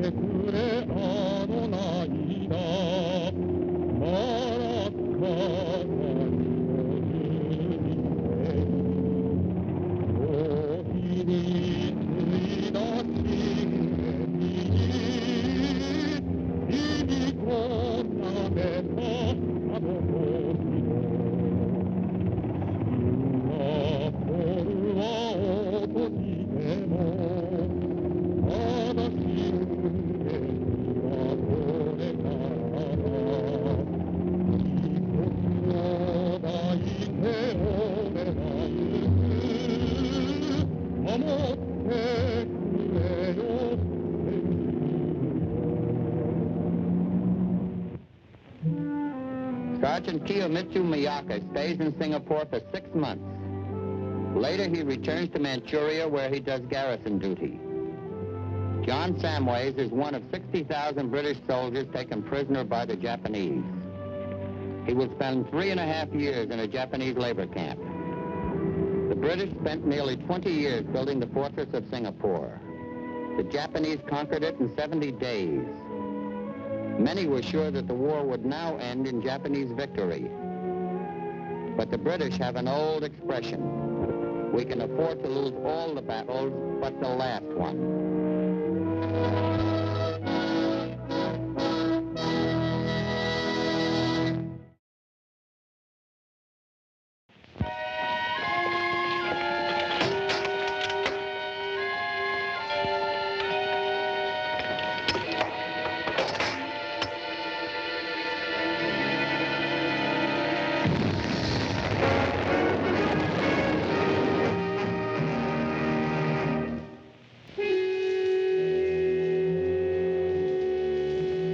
Philippines, the strategic heartland of the Far East.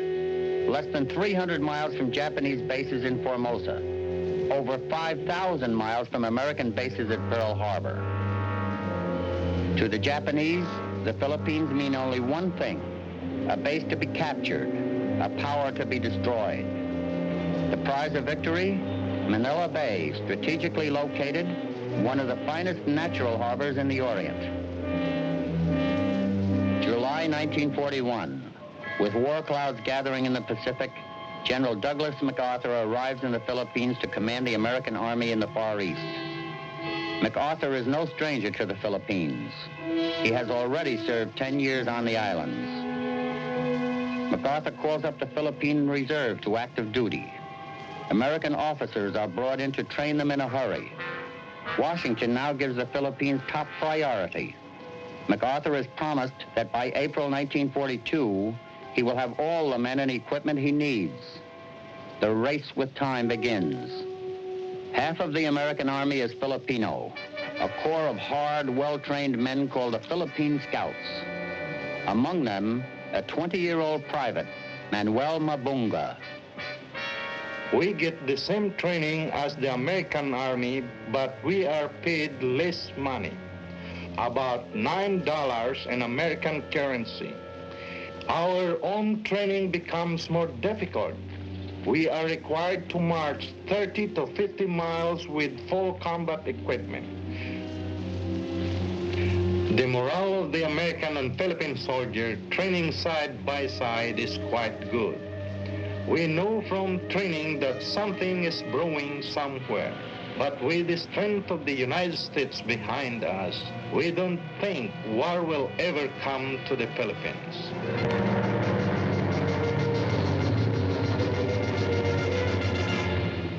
By the end of November 1941, nearly 300 planes have arrived in the Philippines, but more than half of them are not equipped for combat. Anti-aircraft defenses are noticeably lacking. Throughout the islands, only 2 radar sets are operational. The Philippine Army now boasts nearly 100,000 men on active duty, but most of them have not even fired a single shot in target practice.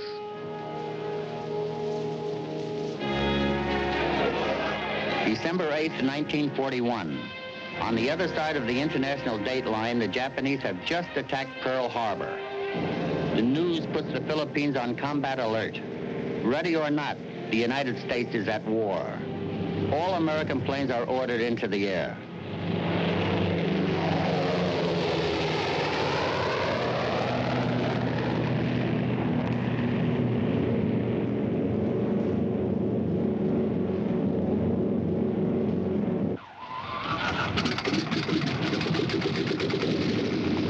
From bases in Formosa, Japanese planes now head for the Philippines. They were to strike Iba and Clark Fields right after the bombing of Pearl Harbor. But bad weather has thrown their attack 6 hours behind schedule.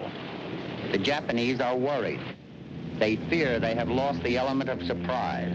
They are afraid the Americans are expecting them.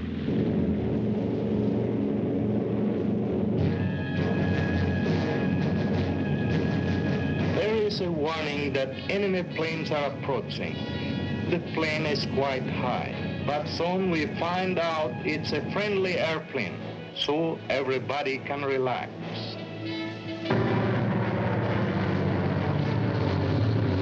After more than 3 hours in the air, the American planes have made no contact with the Japanese.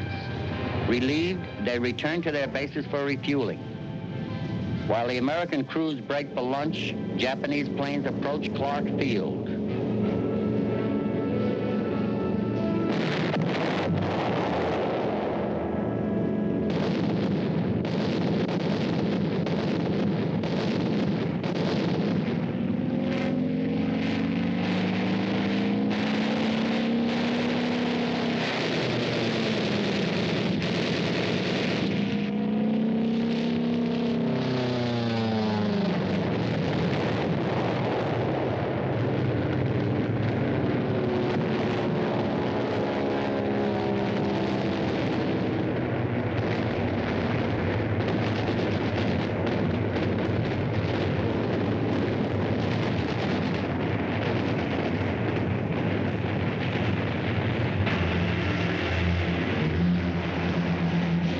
surprise attack is devastating. In simultaneous raids on Clark and Iba fields, more than 100 planes are completely destroyed. On the first day of war, the Far East Air Force, the backbone of the Philippine defense, is broken. Next target, the American naval base at Cavite. Japanese bombers, beyond the range of American guns, have a field day. Without air cover, Manila Bay becomes a death trap. What's left of the American fleet is forced to run for its life or be blasted out of the water.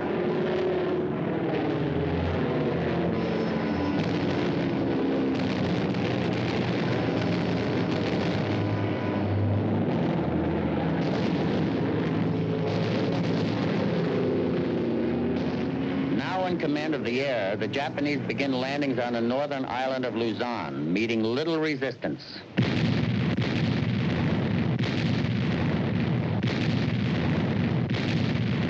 Within 3 weeks, a Japanese invasion force, less than half the size of the combined American and Philippine armies, is driving toward the capital city, Manila.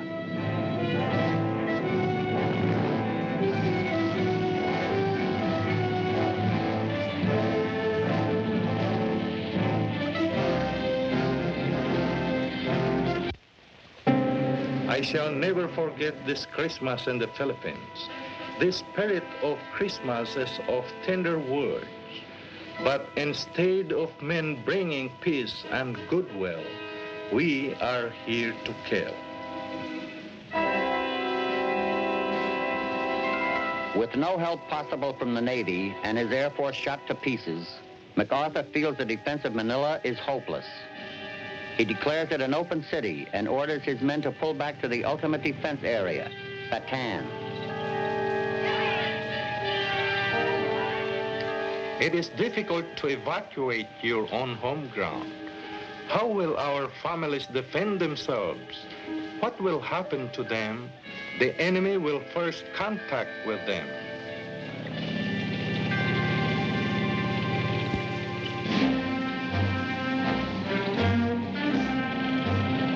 The Japanese victory plan is ahead of schedule. Only 25 days after the invasion, Japanese troops pour into Manila. The Japanese find no American troops in the city. The military installations destroyed. The supplies gone. The American withdrawal is regarded as an admission of defeat. Imperial headquarters considers the Philippine campaign virtually over. One entire division is ordered out to Java, and a small brigade of older men scheduled for garrison duty is brought in to mop up. One of these men is a 39-year-old veteran of the China campaign, Second Lieutenant Isao Mukai. 私は中隊長に任命された。I am assigned as a company commander, but there are only 30 soldiers to the company. Every company is under strength. We are part of a mixed brigade composed of soldiers from various parts of Japan. Most of the men are too old for battle. One man is over 50. We are not well trained. Our equipment is poor. We are ordered to attack the enemy who has retreated to Bataan. We are greatly disappointed. It is no honor to be sent into battle when the war is almost over. We will not have a chance to render meritorious service to our country. Certainly we are confident, and we have no doubt of the outcome.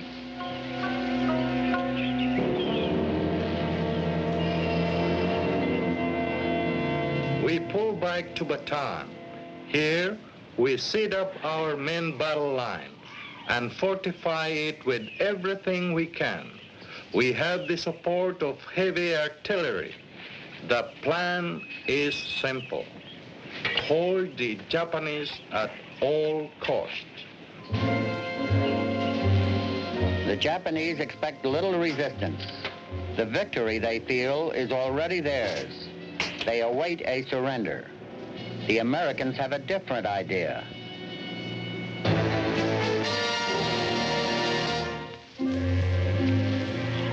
January 8, 1942. Misjudging the American positions and greatly underestimating the American strength, the Japanese push into Bataan.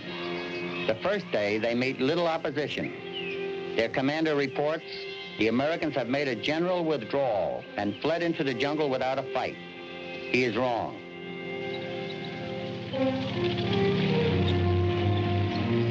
They are only 200 yards away from our front line. We wait for them to come up. When we see their helmets moving, we concentrate our fire in that direction. Our mission is to hold them as long as we can.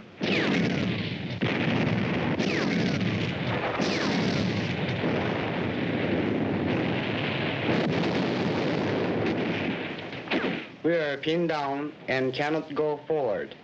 The enemy fire is very accurate. They seem to know our exact movements. It is no matching firing. If we fire one shot and raise smoke, they fire a dozen right back. I see several people blown to pieces. I tell myself, this is probably the end. We are not able to find out where the enemy is. We try to locate the American positions as their guns are fired. But each time, the firing starts from another direction. If we could only charge with our bodies, they would easily come out and surrender with their hands up. The smoke from the gun gives me some sort of encouragement. Come what may, I'm determined to fight back as hard as I can.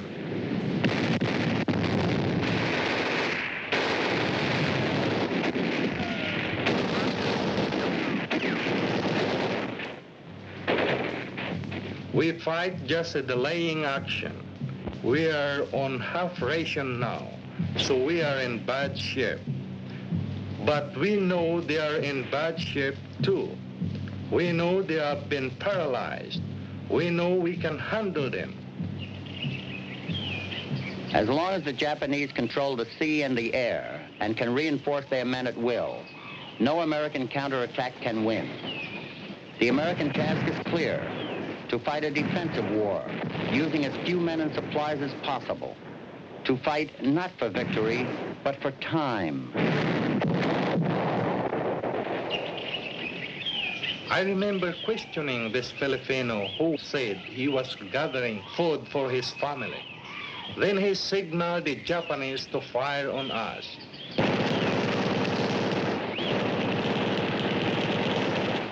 I fired on this man who was running back behind the line. I never realized that my rifle would kill a man of my own race. We have to pull back to reorganize. We have held this position for about 20 days now, but the Japanese are relentless, and they managed to break through our left flank.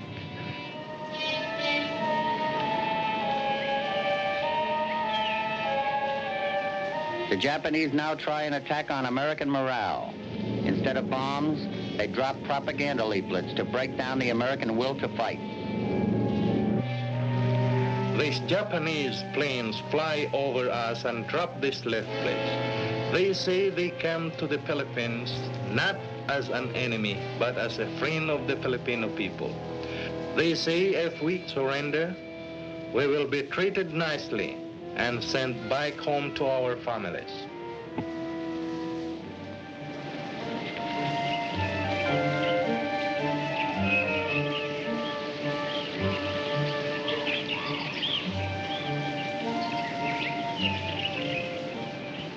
Attention, attention, Filipinos. We are fighting this war to liberate the people of Asia from colonial rule. We believe in Asia for Asiatics. We regard all Filipinos as our own brothers. Those of you who come forward and surrender can go home to your families. Quite a few Filipinos are persuaded by the propaganda. But to me, it is a war gimmick to get you now and stab you behind the back later. The food situation is really bad. We are hungry enough to eat anything. We have to kill our pack mules and eat them. Half a cup is ration to the soldier on the front line. 2 months pass and still no American reinforcements. Instead, MacArthur gets orders from the President of the United States. He is to go to Australia to organize American forces for a large-scale counterattack against the Japanese. No reinforcements arrive. Supplies are reaching the 0 point. The American army starts to disintegrate. Starvation causes more casualties than bullets. Lack of food makes the men susceptible to all kinds of tropical diseases. For malaria alone, Americans trek to the hospital at the rate of 1,000 a day. The Japanese are not in much better shape, and for essentially the same reasons. Disease, shortages of food and medicine have taken a drastic toll. There is one great difference, however. Japanese reinforcements are beginning to arrive. We now have guns, troops, and tanks from Malaya, Taiwan, and China. When our reinforcements come, we are sure we can defeat the Americans this time. It has been over a month of bitter waiting for us. Now we are waiting for all-out attack against Bataan Peninsula. Our spirit is high, despite the disease and lack of food. We are all serious. We do not talk. We think only about the determined charge we will make.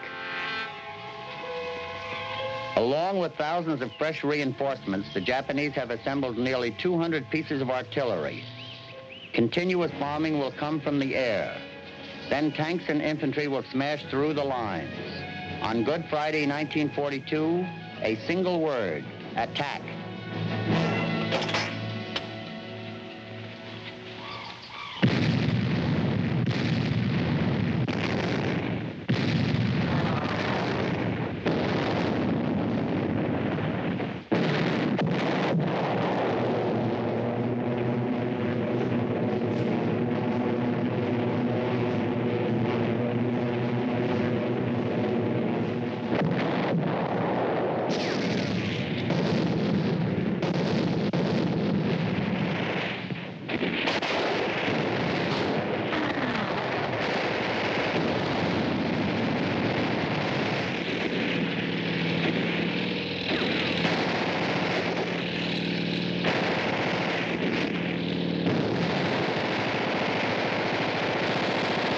Despite the condition of his men, the commander of the American forces on Bataan, General Edward King, is ordered by General MacArthur to launch a counterattack. He feels his men cannot delay the Japanese anymore, let alone stop them.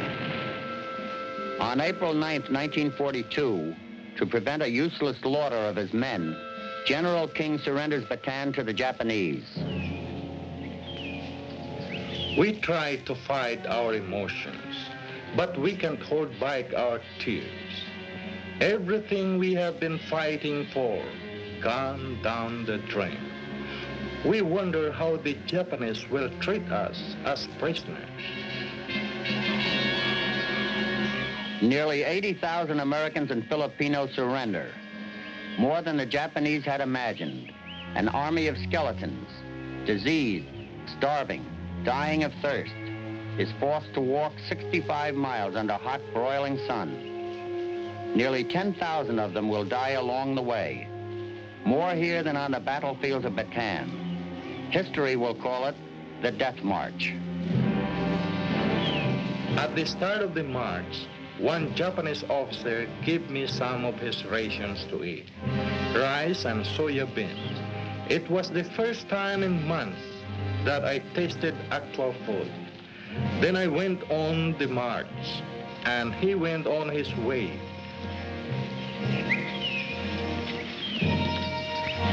I feel sorry for the prisoners. I know they had a hard time too. I give them cigarettes, which is by order prohibited.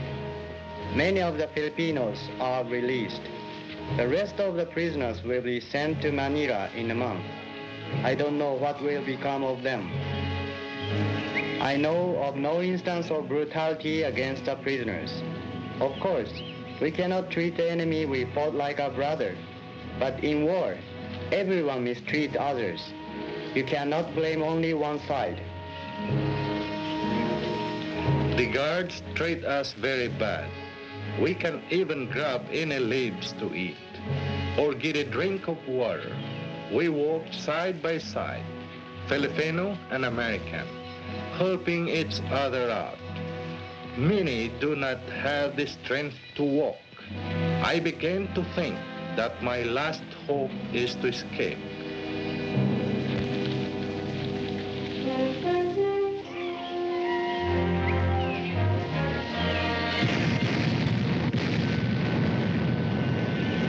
Corregidor, the last obstacle to Japanese victory.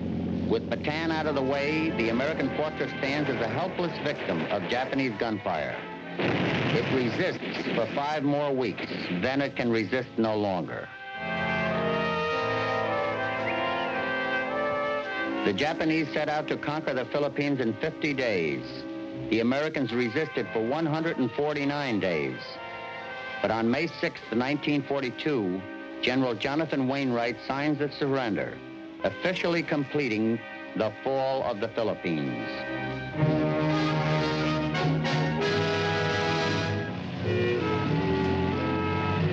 After the Battle of Bataan, Lieutenant Isao Mukai is put in charge of a prisoner of war camp in the northern Philippines. In 1943, he returns to Japan on garrison duty. As the war ends, he is training the Home Defense Corps with bamboo spears. Corporal Manuel Mabunga escapes from the death march, hides in the mountains till he regains his strength, then fights with a guerrilla movement for nearly 2 years. In 1945, he joins with the American forces liberating the Philippines. The military victory at the Philippines was clearly Japanese. But the Americans and Filipinos who fought at Bataan and Corregidor occupy a glorious place in American history. They fought with courage when defeat was certain.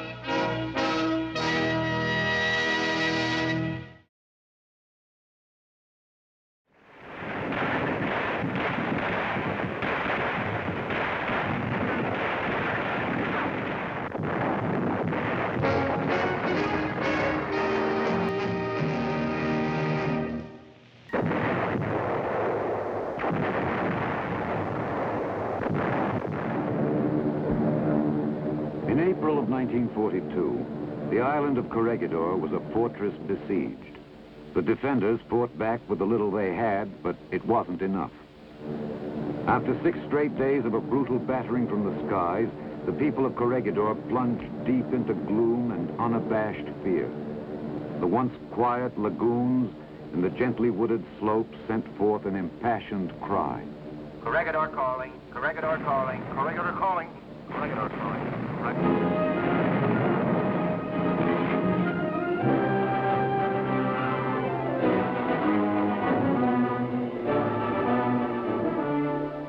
The fall of Fortress Corregidor seemed imminent.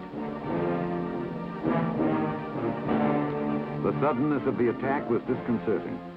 Rumor had it the Americans were abandoning the rock and MacArthur was leaving.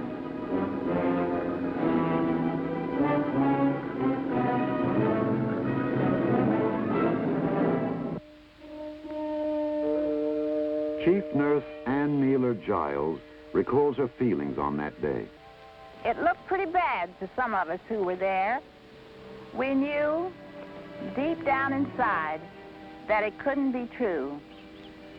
When the initial shock wore off, we learned the truth, that General MacArthur had received direct orders from Washington to fly immediately to Australia. That was all we needed to know. So we set ourselves to staying alive there in Malenta Tunnel until they did. The enemy bombs missed very little on the island that day.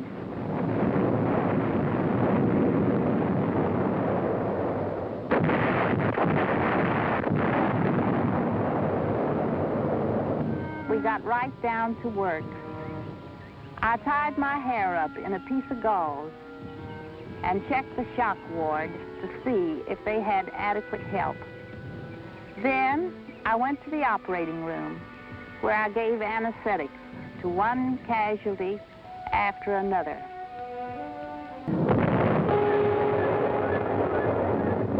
Well, the the plain and simple truth was that nobody was giving up.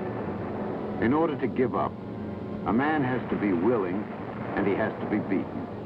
The people of Corregidor weren't willing and they weren't ready to stay beaten. But it was true that some of them were leaving to come back and fight another day. And so the enemy came. General Jonathan M. Wainwright surrendered the Rock. General Wainwright had made his final report before meeting with the Japanese commander. With broken heart and head bowed in sadness, but not in shame, I report that today I must arrange terms for the surrender of the fortified islands of Manila Bay. Please say to the nation that my troops and I have accomplished all that is humanly possible, and that we have upheld the best traditions of the United States and its army. Some things were hard to swallow, but they were a part of the time.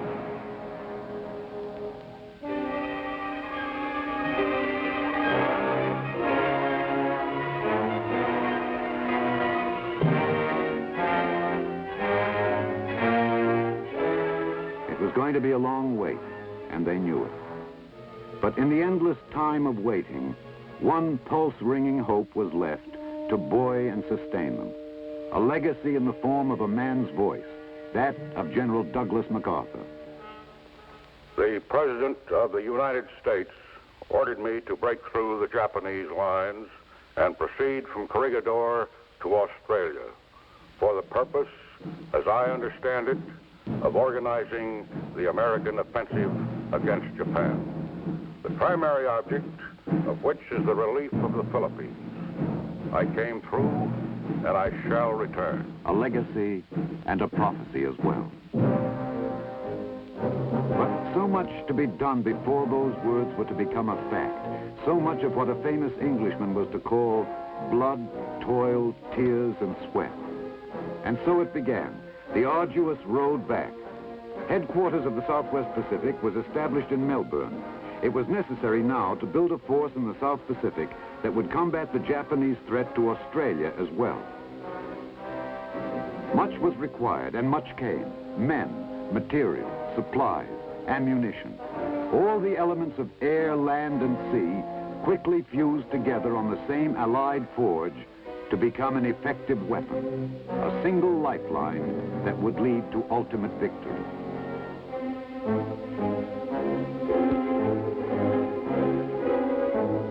It also followed that the road back should be a reversal of the enemy's pattern for conquest.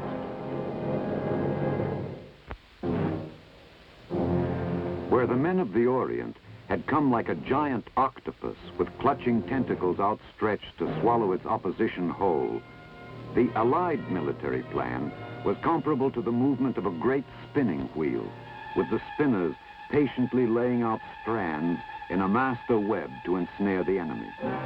But it wasn't easy. Wars never are, not even for spinners of webs. A strand can break if a weave is tight. A timetable can go wrong when pressure is applied. And all hell can break loose with a wrong guess. There was no room in this war for second guessing. Decision. Command decision. There was one burning question. Should the road back begin with Formosa, a great strategic prize, or should it be Luzon, which could hasten the end of the war? Luzon. The fateful die was cast. It was back to the Philippines. Slowly, the spinning of the great web was set into motion.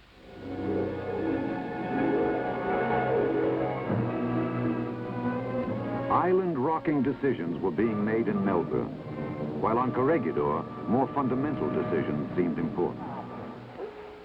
Besides the wounded, many fell sick. Malaria was the killer. As the GIs used to say, the mosquitoes had air superiority. All around us, the Japanese officers inspecting our equipment and making pictures of us.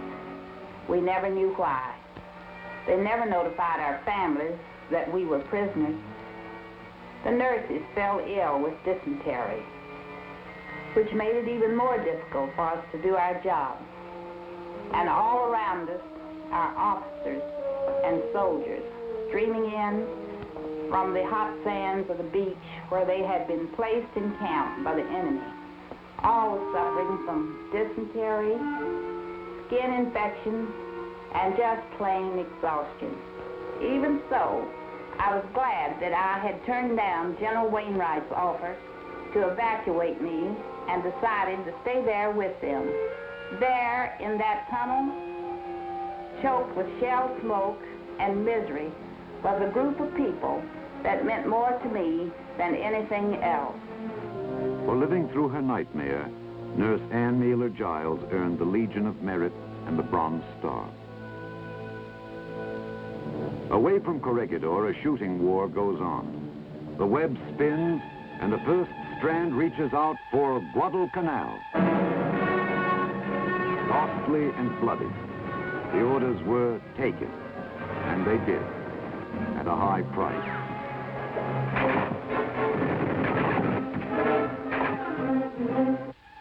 Rabaul. Rabaul was neutralized with day-to-day pounding from the air. We bypassed Rabaul and went forward. The road, a little bit shorter, but still a lot of miles to go. Another strand in the web laid in place.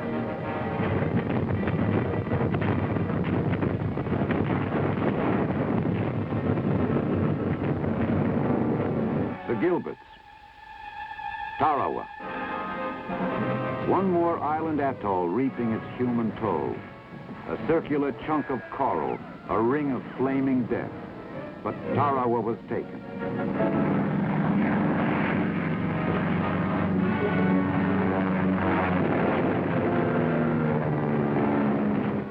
The Marshalls. Kwajalein, one base nearer, another strand in a fast-growing web. The Marianas. Saipan, another airstrip. But how do you count the cost when it has to be paid in blood? Palau.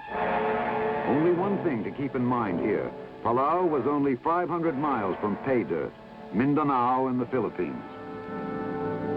They were back to where it all began. This was the curve in the long and weary road. The memory of the Philippines was still fresh, an open, still festering wound that refused to heal. Remembering, the web spinners cast out their strands of flesh and steel toward the next objective, to drop them over the curved spine of the Philippine archipelago. Leyte. Kenny's 5th Air Force softened up the enemy.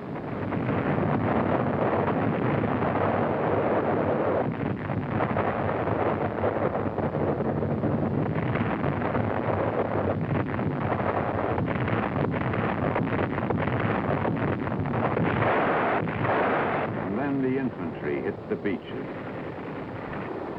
They won.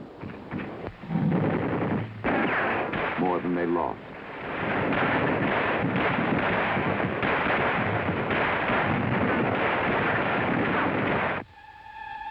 Luzon, the crux of an earlier command decision.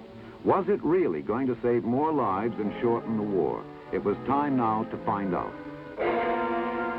Pinpoints of death, opening the door to Manila Bay.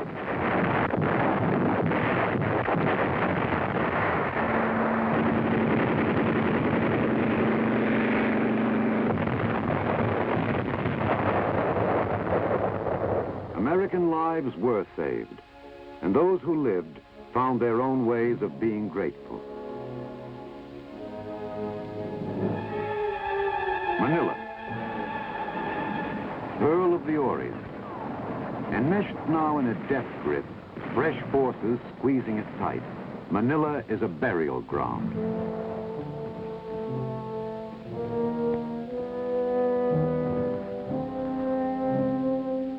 It was said the enemy commander gave one last order to his men: hold Manila or burn it.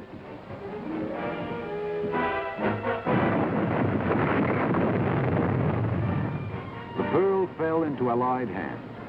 The web was tightened.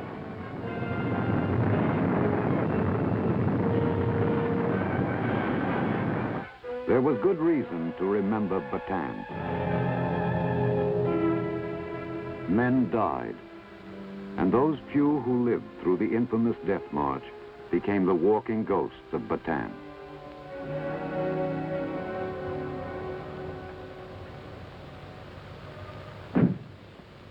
Ben Minota survived and drives his cab in Brooklyn, USA. I was one of them. I was with the 803rd Engineers. When we got captured, it was a heck of a mess. I mean, none of us knew what it was all about. But it sure didn't take us long to find out, that's for sure. We were in Marvellis when that march started. It was hot, and San Fernando was 90 kilometers away. We had to do away with our stuff and carry theirs. Machine guns and ammo cases.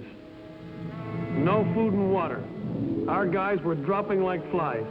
It took 5 days to get to San Fernando. When we got there, God knows how, they shoved us into boxcars and slammed the doors. 4 hours, stinking, dirty filth, and jammed in like sardines. But that march, I cannot forget it. Even the 3 years after, in the prison camps, bad as they were, it was that march that still gives me nightmares.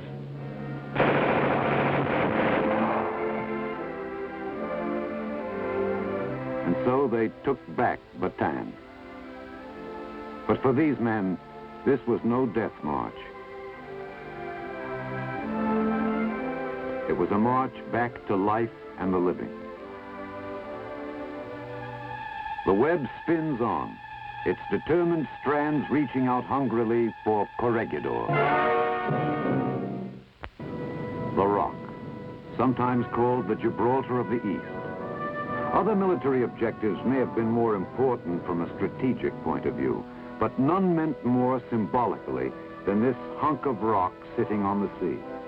Officers and enlisted men alike fervently awaited the next move. They wanted Corregidor, and fast. The strategy decided on was the one of surprise.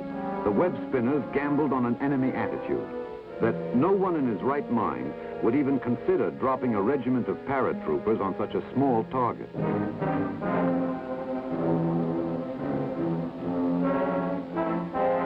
They would more likely anticipate an approach from the sea.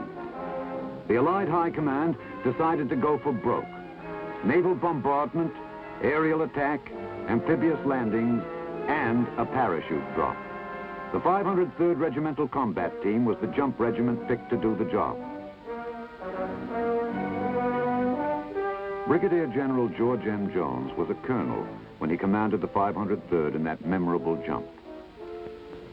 I suppose historic is about as good a word as any to describe what happened that day.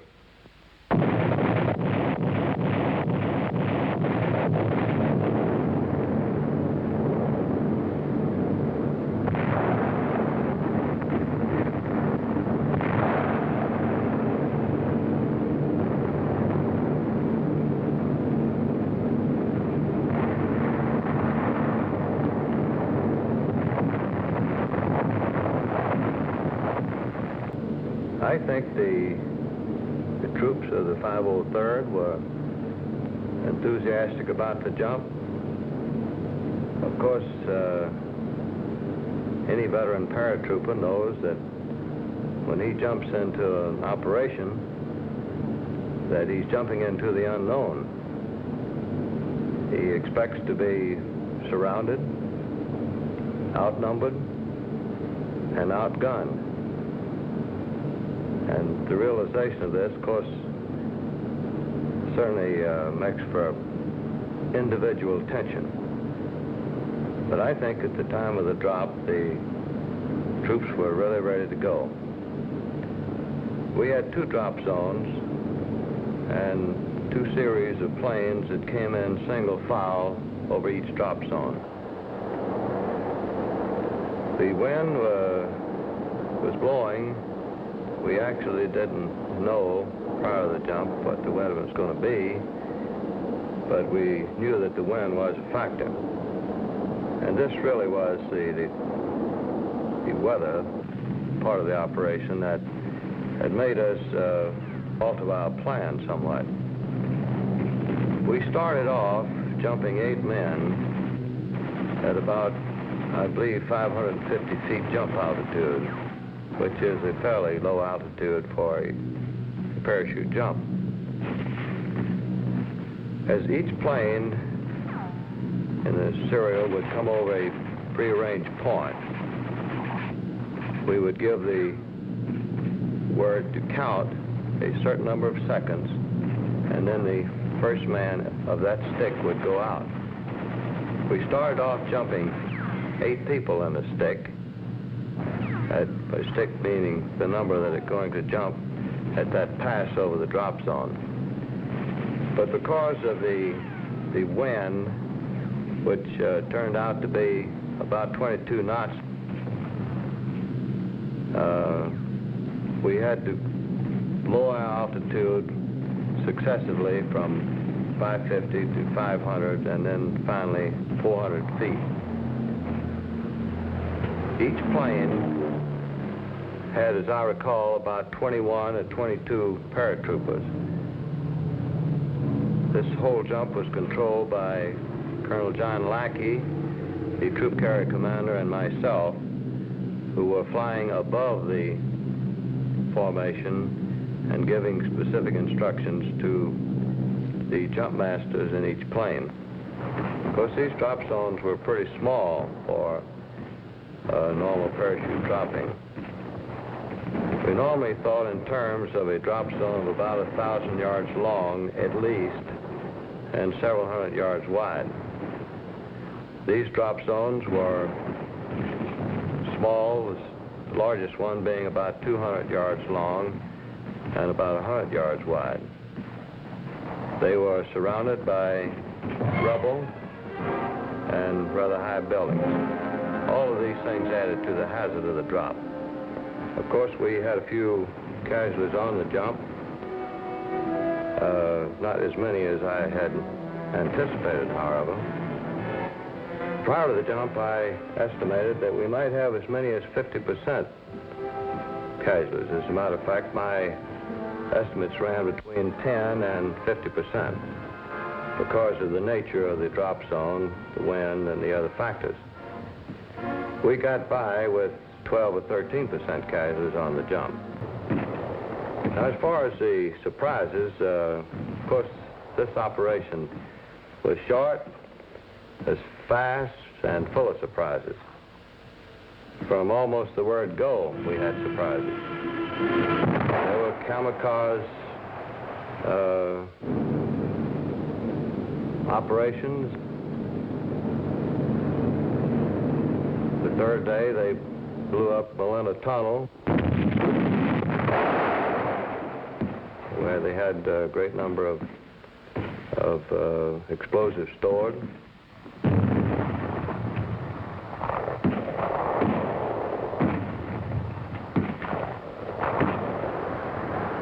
The jump was dramatic and successful.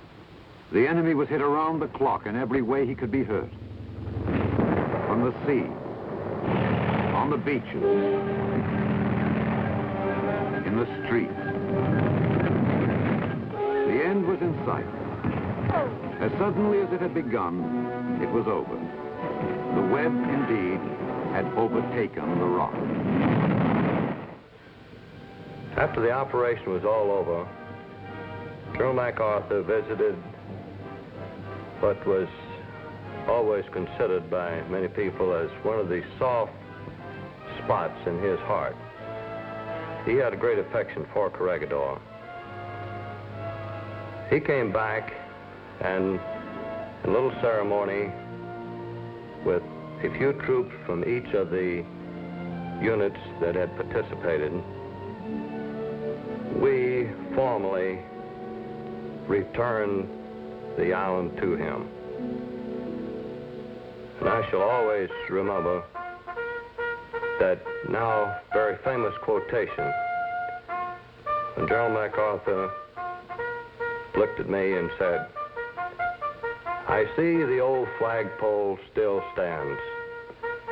Have your troops hoist the colors to the top and let no enemy ever haul them down." Corregidor sleeps with her ghosts. They cannot talk. They speak only through the legacy they have left behind in this fortress in the sea.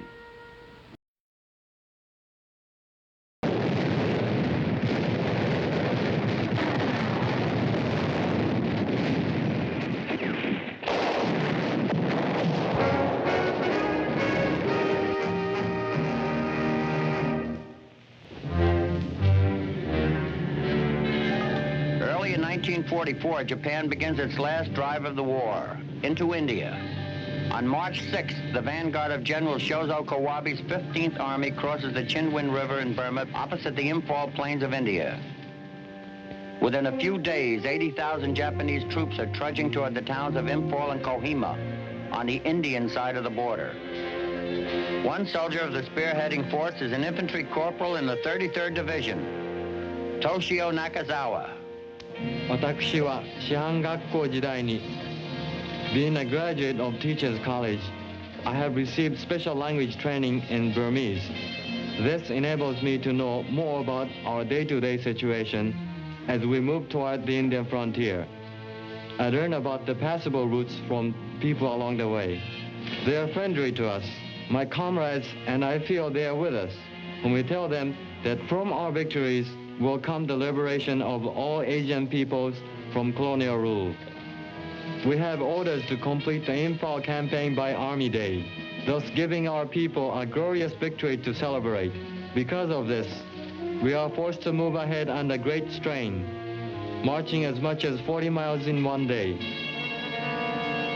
By attacking less than 2 months before the monsoon rains, the Japanese aren't burning, but flooding their bridges behind them. If they are not victorious before the middle of May, they will be trapped. 1 to 10 inches of rain a day will wash out the mountain trails behind them. Rivers crossing their line of retreat will flood entire valleys.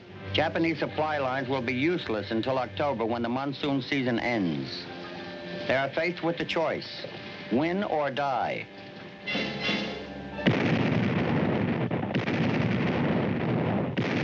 With the British are many Indian troops. They have the same uniforms, but they wear turbans. Their bodies are strong and tall, and we are much impressed by their courage in battle. As Asians, we call on them to join us, but they only fire back.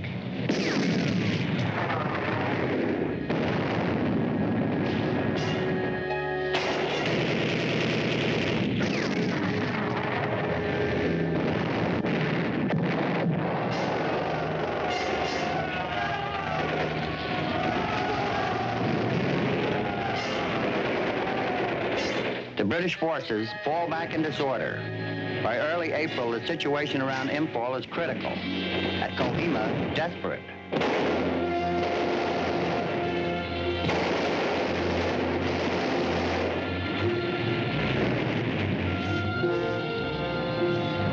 General William Slim brings up his 33rd Corps from southern India to bolster his northern flank. Corporal Ray Nettleton, an artillery observer with the 2nd Division, is already a veteran of the European War and Dunkirk when this new call to battle comes. The situation here makes our unit very much wanted, and everybody is happy to see us swing into action.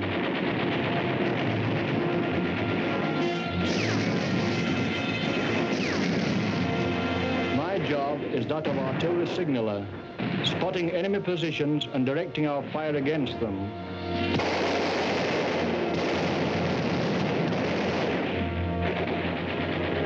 The Japanese launch a many-pronged attack to isolate Imphal. 30 miles north of the town, they establish a strong roadblock between Imphal and Kohima.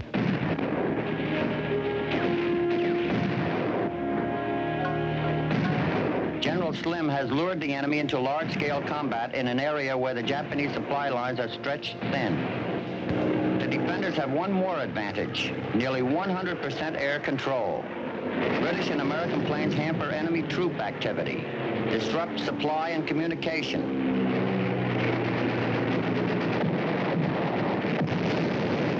not a single Japanese aircraft in the skies. Only the wicked formations of enemy planes attacking us day in and day out.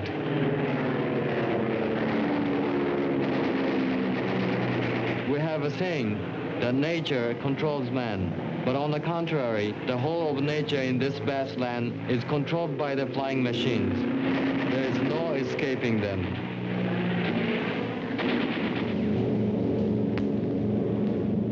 Kohima is caught short of both food and ammunition. It is supplied by airdrop. But so close is the fighting now, the attackers as well as the defenders benefit from the heavenly packages. We have officers we like and don't like. And among ourselves, we have a game trying to determine which officer will collapse first. Many of them are full of the Oxford textbook teaching, and of course, we feel smarter than them about fighting. But they certainly are surprising us. They prove to be a lot braver than we had anticipated.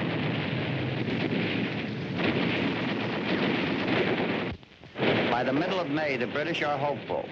Around Kohima, the enemy is on the defensive. In the Imphal area, air attacks and patrol activity render the Japanese supply situation desperate. And best of all, the monsoon, a trifle late this year, can't be far off.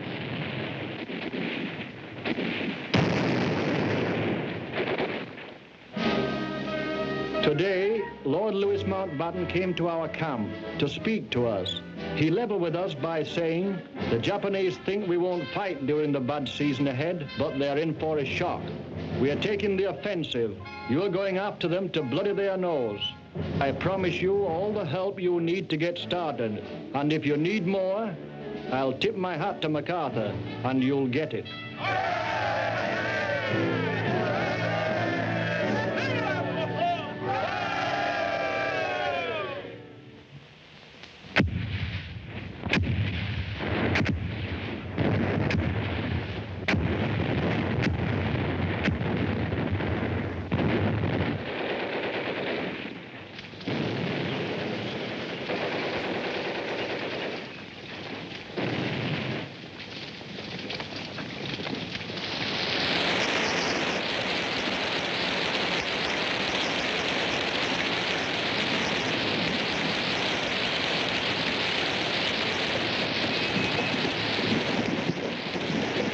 It rains without pause, and we are forced to retreat before the attacking enemy. Most of my company is lost, so I joined with other groups from our regiment.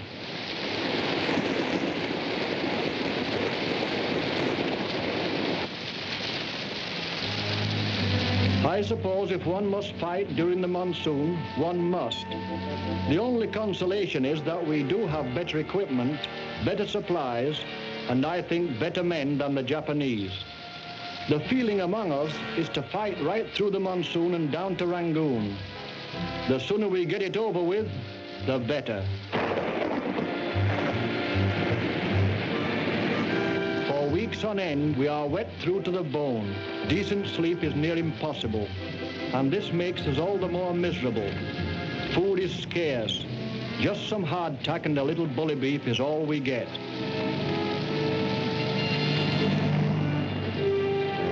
June 22nd, 1944. Patrols link up on the Imphal-Kohima road for the first time since early April. The Allied supply line is intact again. The British have smashed the invasion of India, but all of Burma lies ahead, still occupied by the Japanese.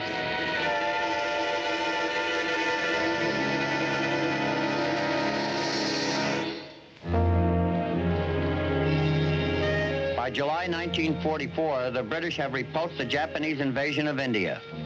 With their supply lines cut by the monsoon, the Japanese face starvation and are running out of ammunition. For a few disciplined units, the retreat is orderly, but for most, it is a rout. Between them and the safety of the central Burma plain lie mountains more than 9,000 feet high and dense jungle.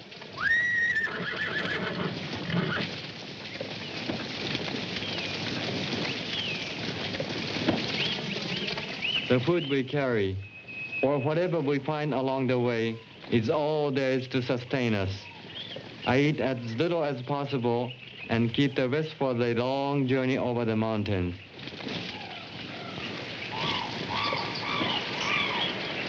It seems there are hundreds of streams blocking our way, and everyone is cursing the rains that makes them so treacherous. Some of the men are so weak they fall and are swept away before anyone can help them.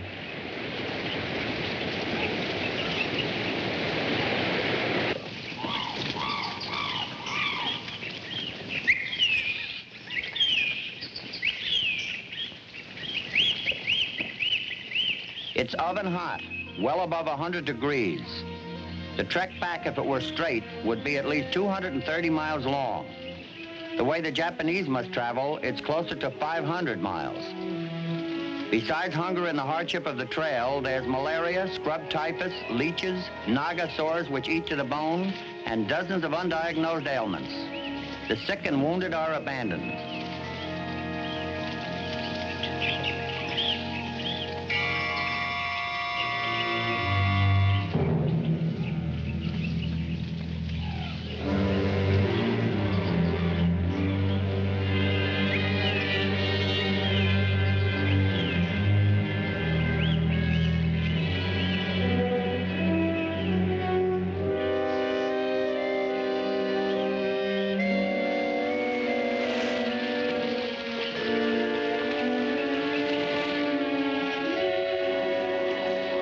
The pursuing Allies must fight the same jungle, but they aren't starving, though their rations are cut, and they have the means to evacuate the wounded and sick.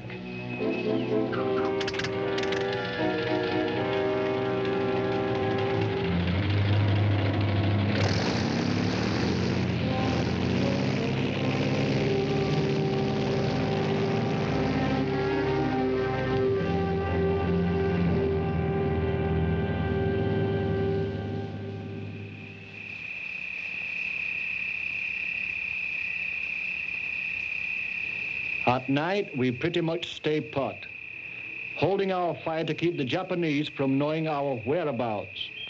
They send out patrols trying to trick us.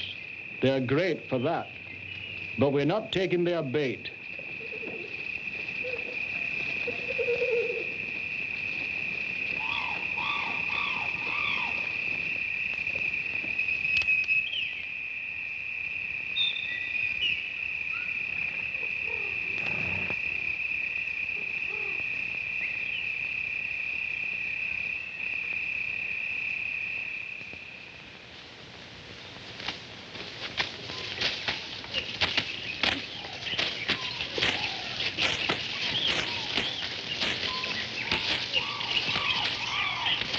We can barely see 10 feet ahead of us. I spend a good deal of time fighting with the infantry because our guns are not much use here in the jungles, and the thick overhang of trees makes it near impossible to fire artillery effectively.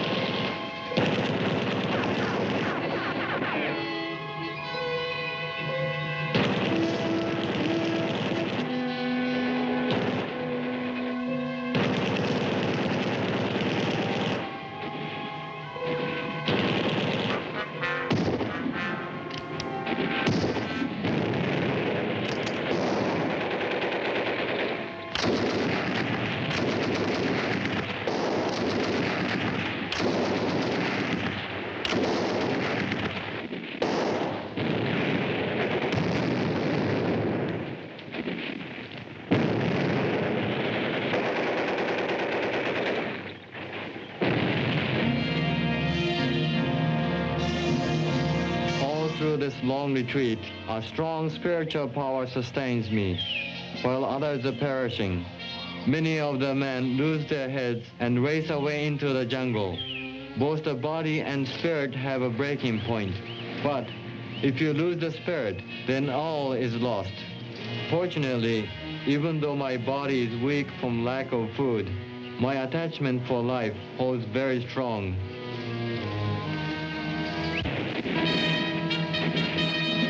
The retreat continues through the summer and fall. By December, 50,000 Japanese have died. 5 Japanese divisions have been destroyed. The other side of the coin, the British 14th Army, has lost 40,000 men killed or wounded since Kohima.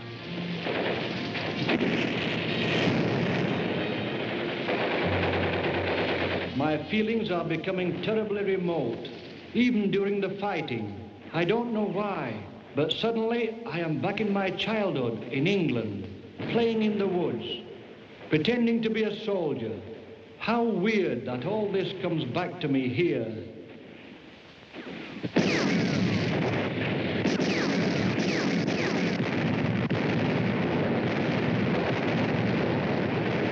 All time has compressed into a blur.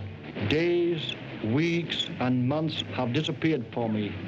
Then one morning, an American plane flies over, towing a long banner reading, "Merry Christmas, 14th Army." Can it really be? I ask myself. Then as proof, a supply of canned turkey and potatoes is parachuted to us. It turns out to be the best feed any of us can remember.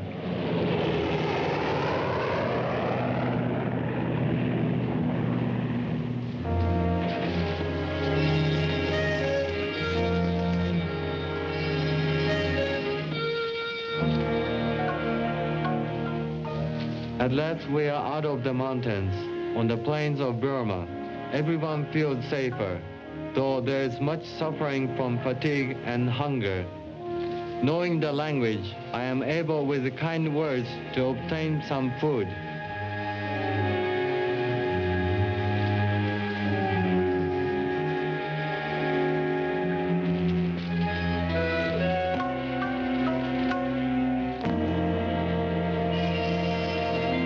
The Japanese are now under the command of General Hoyotara Kimura. He sees the situation now in much the same terms as did the British at Imphal. His supply lines have shrunk, while the enemy's are extended precariously. General Kimura knows that the decisive battle in this campaign will take place on the central plains of Burma. But General Slim does not accommodate the Japanese with a pitched battle. While advancing ostensibly with 2 Army Corps toward Mandalay, where the Japanese are waiting for him, he secretly dispatches most of his 4th Corps 100 miles south. January 8, 1945, advance units of the British 33rd Corps reaches the Irrawaddy 50 miles north of Mandalay. Not having been able to bring assault boats with them through the jungle, the British set out to create the Irrawaddy Navy.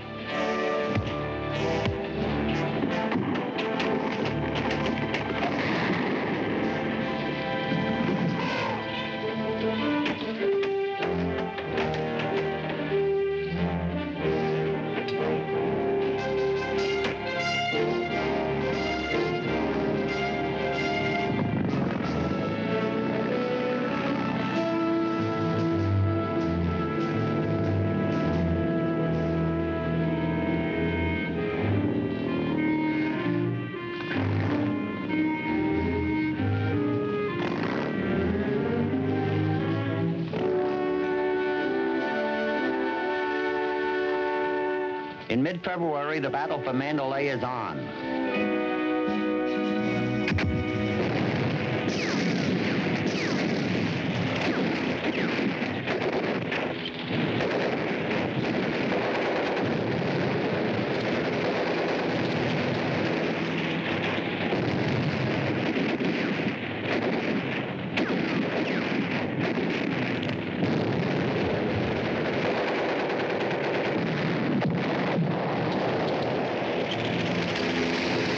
Now that we're on the plains, we expect things to move faster for us.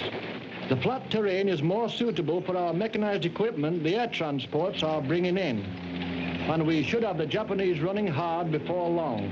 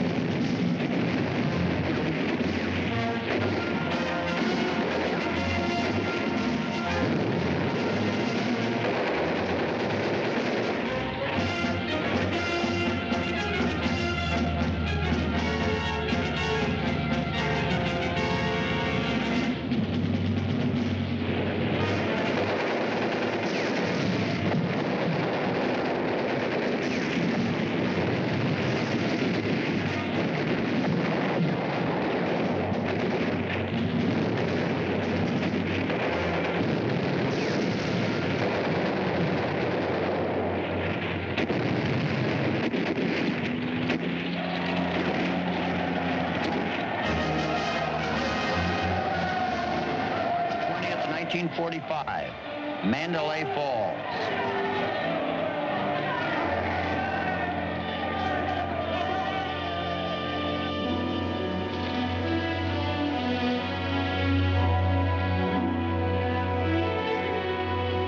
It is strange how the natives look upon us now.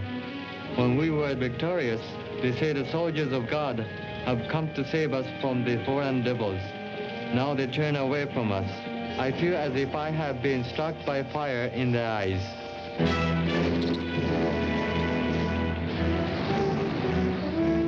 Our unit is diverted to the south and ordered to link up with the troops that have landed around Rangoon. On May 3rd, the two forces meet in that fabled city, abandoned by the enemy without a fight. The 3-year Japanese rule is ended.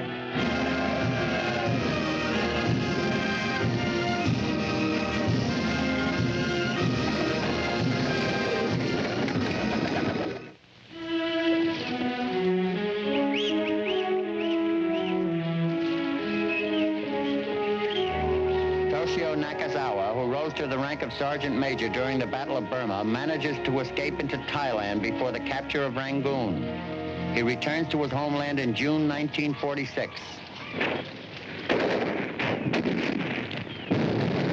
After the fall of Mandalay, Ray Nettleton takes part in mop-up operations between Rangoon and the Yanangwang oil fields. 1946, he returns to England for discharge. The Battle of Burma was a conflict between two hard-bitten foes who gave no quarter. But more than that, it was a war with nature at its worst. At best, men got only a draw in that battle. Thousands of veterans spread around the globe will never forget what was called the Forgotten Front.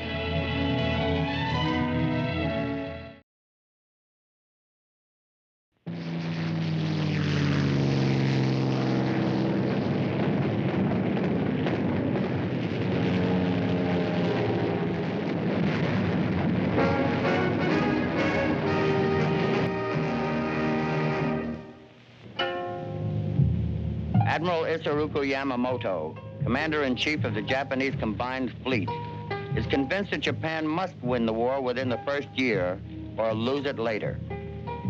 He is also certain that if he can destroy the American fleet in a decisive battle, the war is won. The Japanese assume that the American fleet will be drawn out to defend Midway Island, the guardian outpost of Hawaii. The objectives call for a diversionary attack on the Aleutians, the invasion of Midway, and luring the American fleet into battle. A powerful force is hastily assembled at ports in and around Japan. Spearheading this fleet is an advanced expeditionary force of submarines. Late in May, submarine I-168 heads eastward. In command is a 37-year-old graduate of the Japanese Naval Academy, Commander Yahashi Tanabe. We are assigned a very important mission. Our orders read, the combined fleet will attempt to capture the island of Midway as of June 6. Submarine I-168 shall proceed secretly to the vicinity of Midway to observe and report all enemy movements. We will be near Midway when the troops land. According to the basic plan, we are to see no action.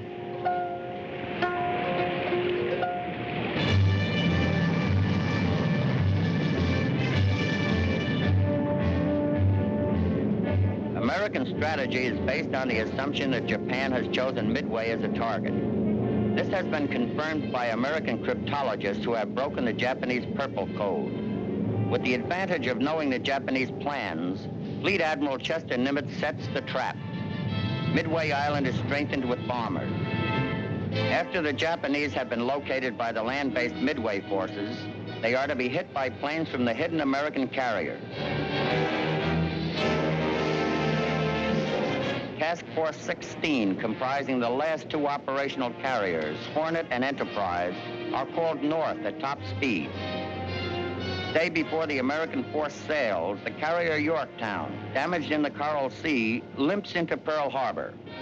Aboard the Yorktown since 1939 is seaman George Edwards, assigned to Torpedo Squadron 5. We've been at sea 104 days this time, and we're returning with quite a bit of damage. The 1,000-pounder went clear through the third deck and exploded.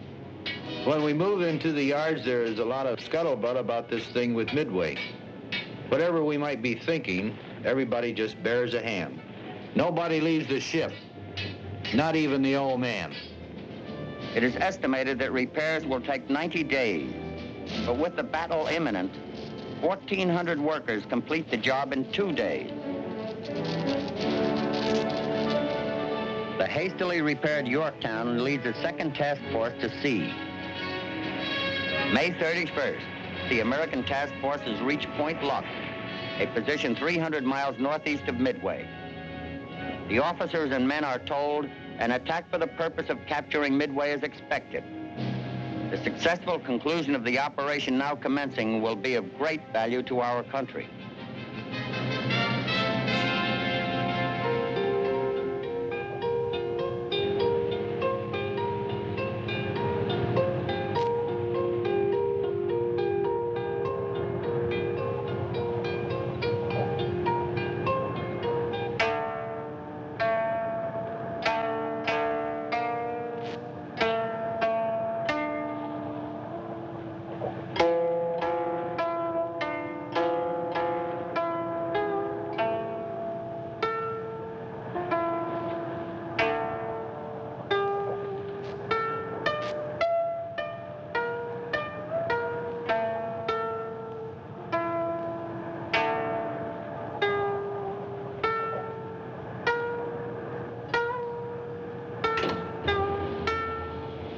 We move up very close to the mouth of the bay and make observations of the land installation and the movement of the troops.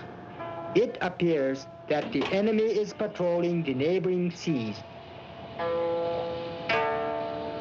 June 3rd, a lone Catalina bomber from Midway spots the Japanese invasion transports. The report is radioed in and a flight of B-17s are ordered out. First encounters caused little damage among the Japanese fleet.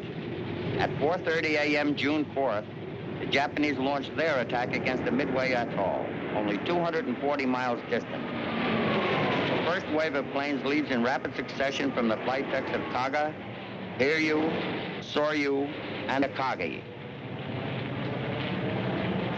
The Battle of Midway has begun.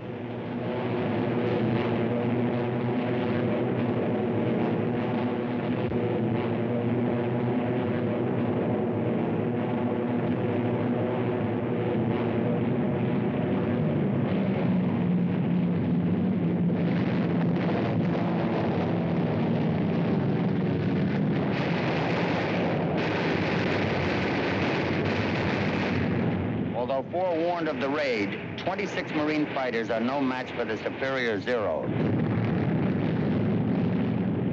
24 are shot down or badly damaged.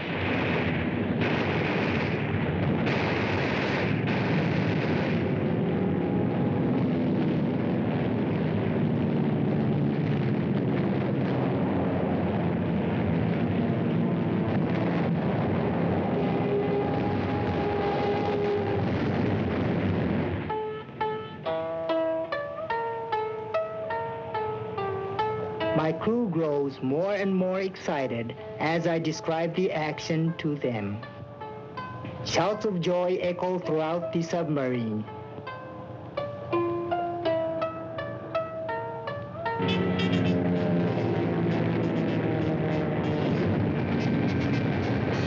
The attack lasts only 20 minutes.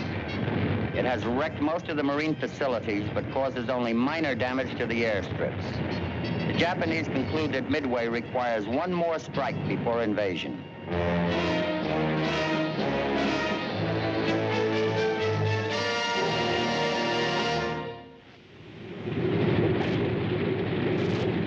June 4th, 7 a.m. Torpedo planes crowd the flight decks of the 4 Japanese carriers. With the report indicating Midway needs a second pounding, bombs are ordered substituted for torpedoes. At this very moment, the first American planes take off against the unsuspecting Japanese. 28 minutes later, a Japanese scout plane reports 2 American warships 200 miles from Midway. Later, a second report is received, one that surprises the Japanese commanders. The American forces are accompanied by an aircraft carrier. While the Japanese hesitate, American torpedo planes arrive and attack.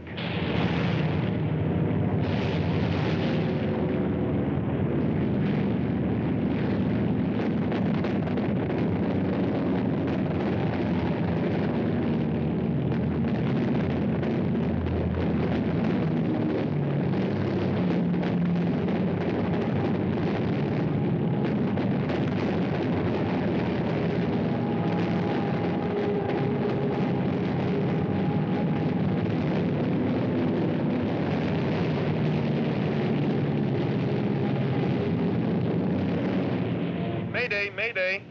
I'm ditching. They got Sherman. Cover the people. Bail out. Well, they carry You can hear the whole battle over the ship's PA system. You can hear the guys talking about what plane they're in. The whole thing. It's almost like being there with them, especially when you know the guys personally. You hear the communications from one plane to another. 2 o'clock, 2 o'clock, 2 o'clock. Watch it.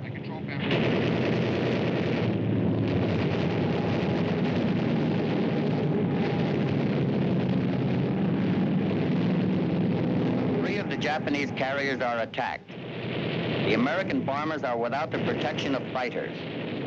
Of the 15 planes from Hornet, all are shot down. Of the 12 Yorktown torpedo planes, 10 are lost.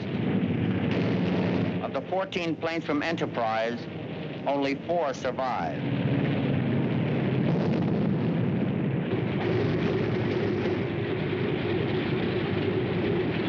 The Japanese quickly prepare their counterattack. At this moment, dive bombers from Enterprise and Hornet make their attack. They have approached the target unopposed, as the Japanese fighters have not had time to regain altitude from the torpedo attack. Akagi is hit, and bombs and ammunition aboard explode. Bombs hit Kaga, knocking out the bridge and penetrating the hangars. The third Japanese carrier, Soryu, is left a blazing inferno. Within a matter of minutes, a handful of American pilots have knocked out 3 Japanese aircraft carriers. Now, only one carrier, Hiryu, is left. Rear Admiral Yamaguchi of Hiryu immediately orders a strike against the American carriers. Zeros and dive bombers from Hiryu follow the returning American planes to the Yorktown.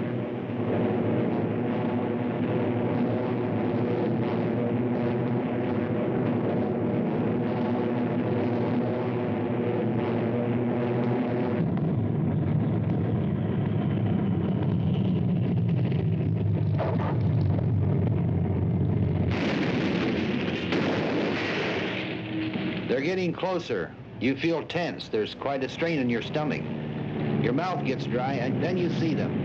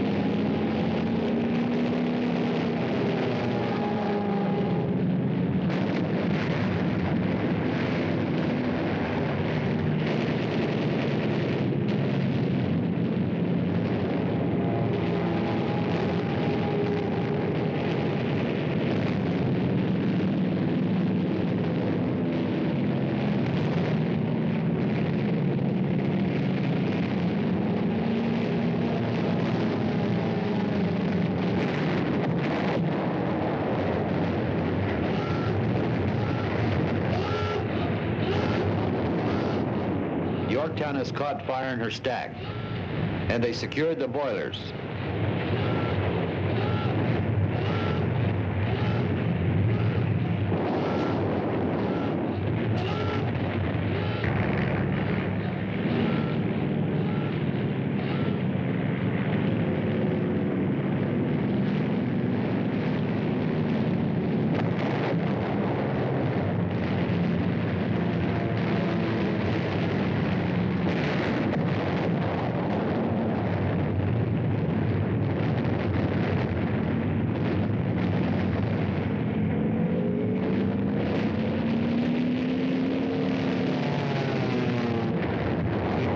in the side and hard hit. The word comes through to abandon ship. I'm kind of stunned. I never thought I'd have to leave under these conditions. And I say to one of my shipmates, well, we're going to have to swim for it now.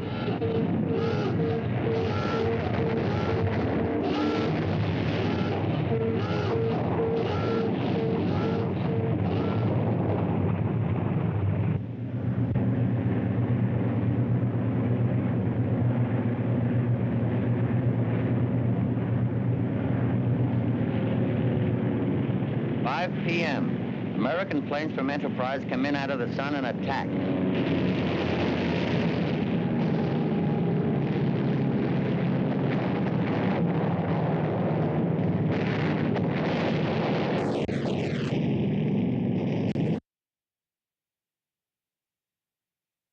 Four direct hits.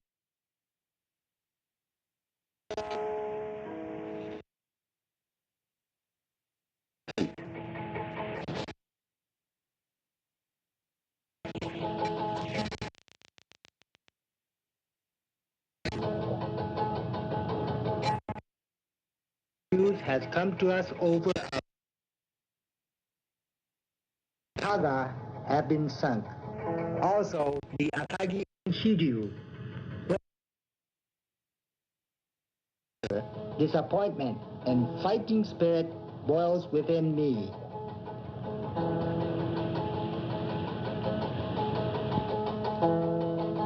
I have received order. It says, as a result of the attack of our Air Force, a Yorktown-sized carrier is afloat at a point approximately 150 miles northeast of Midway. Submarine I-168 shall move immediately to capture or sink it.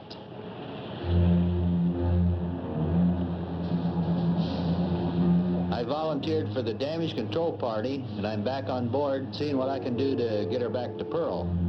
The Hammond stays alongside to furnish power and necessary equipment. The first thing we do is load our guns and get everything ready in case of another attack. The next thing we do is bury our dead. The old man gives the orders to fire the boilers. We'll get back to Pearl under our own power if we have to burn all the furniture in the officers' quarters.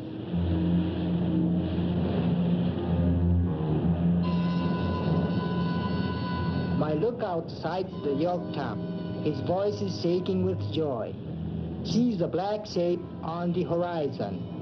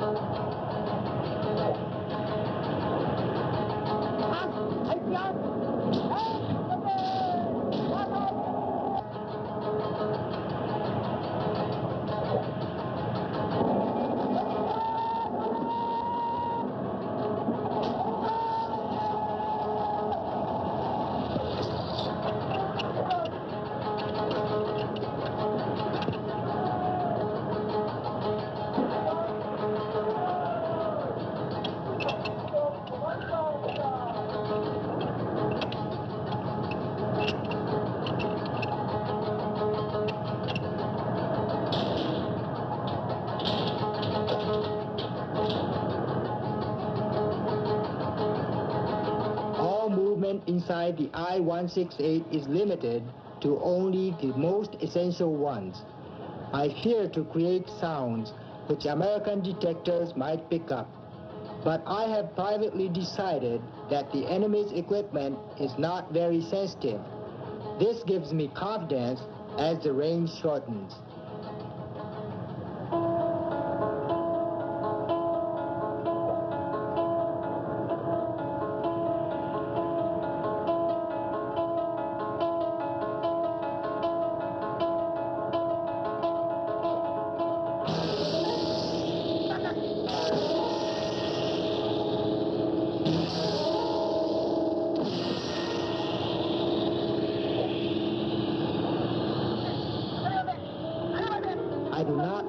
the periscope. The torpedo's wake will soon indicate their course.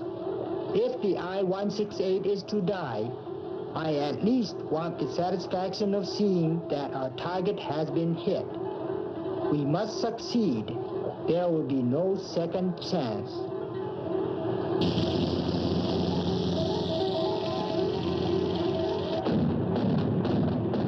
All of a sudden, the Hammond starts flying up the water. I look down and see 10 fingers of torpedo wakes. They're coming right at us.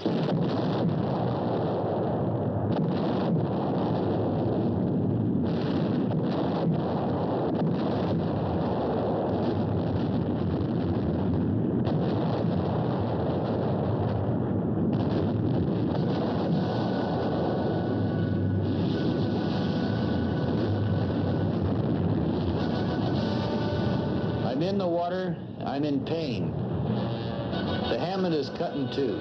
The depth charges from her decks are exploding in the water. Thank God I'm shielded by the Yorktown. I order, take her down to 200 feet and full speed ahead.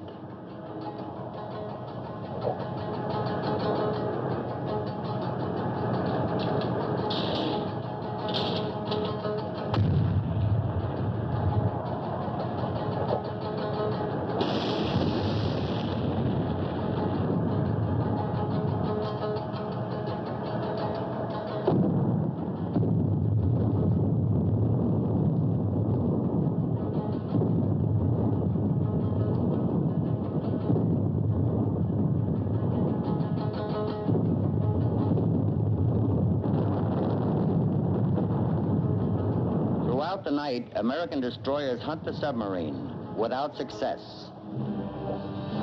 It is evident that the Yorktown is doomed. At 6 a.m. on June 7th, she begins to sink. They have closed the log officially. It is exactly 6 months to the day and the hour when Pearl Harbor was attacked. I'm on a destroyer nearby. There's a man next to me. He spent 30 years in the Navy. He's looking away from the Yorktown and asked me to let him know when she goes down.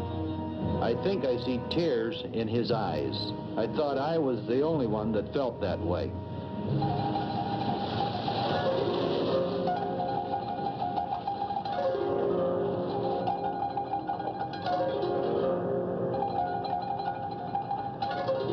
My heart is filled with a sense of appreciation for my crew. Truly, everyone did well. I feel the kind thoughts of the crew soaked throughout my body. I order the Chief Communications Officer to wire the combined fleet. I sank the Yorktown. Following the Battle of Midway, Commander Yahachi Tanabe returns to Japan a hero. He will survive campaigns at Guadalcanal and the Solomons.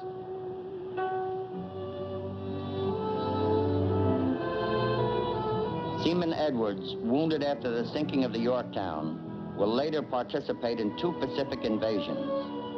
VJ Day will find him at Yokohama Harbor. At Midway, the Japanese suffered a naval disaster. It was evident that the balance of power in the Pacific had swung suddenly in favor of the Americans. Midway would be known as the battle that marked the turning of the tide in the Pacific War.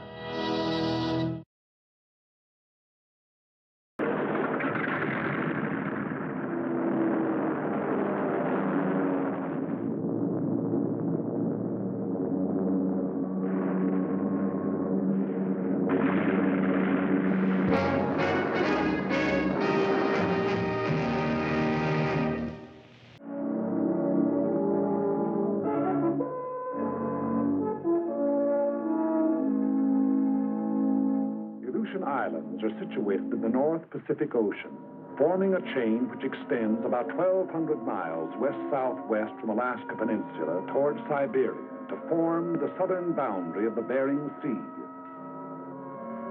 The Aleutians comprise 4 groups, the Fox, Andreanoff, Rat, and Near Islands, and constitute part of the territory of Alaska, USA. Of volcanic origin, there are numerous combs on the chain, many of them still active.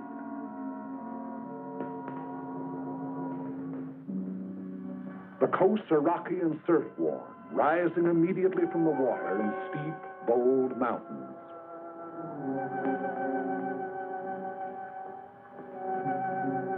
The illusions of the storm pot of the Western world. A permanent low-pressure area prevails there.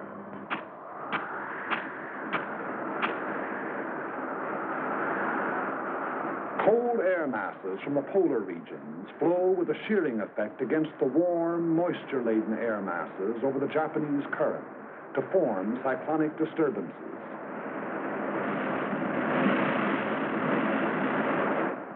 Because of the Earth's rotation, these disturbances move from west to east, and this meteorological phenomenon constitutes one of the most dangerous weapons in the arsenal of our enemies, for it enables the Japanese to operate behind the moving curtain of a storm. In the early days of June 1942, they employed this advantage in an all-out attempt to secure absolute domination of the entire Pacific Ocean. Behind eastward moving storms, they dispatched 2 invasion fleets against 2 widely separated objectives, Midway Island and Dutch Harbor, an operation designed to break the American line of sea defense upon which the security of the Pacific coast depends. Both attempts failed. American air forces engaged the enemy task force at Midway, achieving an historic victory. And at Dutch Harbor, American land-based planes from secret American airfields swarmed down, seemingly out of nowhere, to knock out 1, 2 troop-filled transports, 3 heavy cruisers, 2 destroyers, and 1 aircraft carrier. In pursuit of the enemy, our Army and Navy airmen flew through storm and fog and hurricane, 1/5 on instruments, 4/5 on luck, 20 hours out of 24 sometimes, through blind passes, by uncharted peaks, down through zero ceilings, not knowing whether the enemy fleet or a mountain lay below, sweating it out for hour after blind hour of continuous flight, and home without benefit of directional beam to land on unlighted runways, refueled, and take off into gray, blind hell. There is no monument to the many who went out and did not return. They fought and patrolled, in many instances, until their fuel was gone, knowing they would be forced down at sea, but unwilling to break off contacts they had made with enemy forces. Few were alive of those that flew against the Japs in the Battle of Dutch Harbor. If you wish to see their monument, you Americans here at home, look around you. In retiring, the remnants of the defeated Japanese task force landed troops on the undefended islands of Attu, Agatu, and Kiska. We immediately undertook the offensive. So commenced our march out along the bridge toward Asia. In late August of 1942, a large detachment of our troops landed on an island several hundred miles out along the chain, and under 2 hours by bomber from Kiska. The name of this island is Adak, and it is closer to Japan than any other American outpost. Typical of the Aleutian chain, it is windswept, treeless, rain-soaked, carpeted with sphagnum, a flat, spongy vegetation like undersea growth, which oozes water at every step. The only bird life on the island is a scavenger raven, big, black, wind-ruffled. Remote as the moon and hardly more fertile, Adak is next to worthless in terms of human existence. Its sole value is that of a pin on a staff officer's map, but that value is measureless. Strategically, Adak is one of the most important locations in the world. 11 days after the occupation, an airfield was completed, and the first U.S. bomber sat down. 3 days later, flights took off on a bombing mission to Kiska, with complete fighter protection. Since that time, missions over Kiska have become a daily affair. The airfield is the heart of the island, beating with 500,000 horsepower of heavy and medium bombers, Navy amphibians, pursuit ships, transports. The sound of the engines warming up starts before dawn, echoing back from the mountains that flank the field.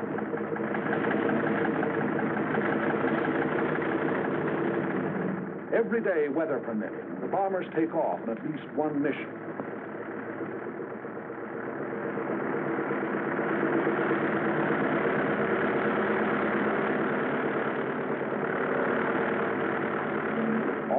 good days, a first flight takes off in the sunrise, others following at regular intervals, so that Kiska's under bombardment every hour until nightfall.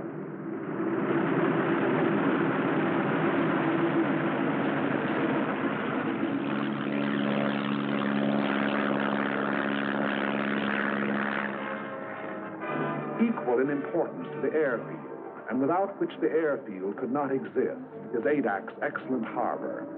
Landlocked on three sides with a natural island breakwater, it enables heavy draft vessels to come inshore and unload by lighter under almost any weather conditions. If the airfield is the heart of Adak, the harbor is its hungry mouth. Its demands are ever on the increase. By day and by night, freighters, tankers, transports deposit munitions, supplies, men upon the beach. Standing guard over all the defense installations, coastal batteries, anti-aircraft emplacements, machine gun posts. There is nothing vulnerable about Adak any longer.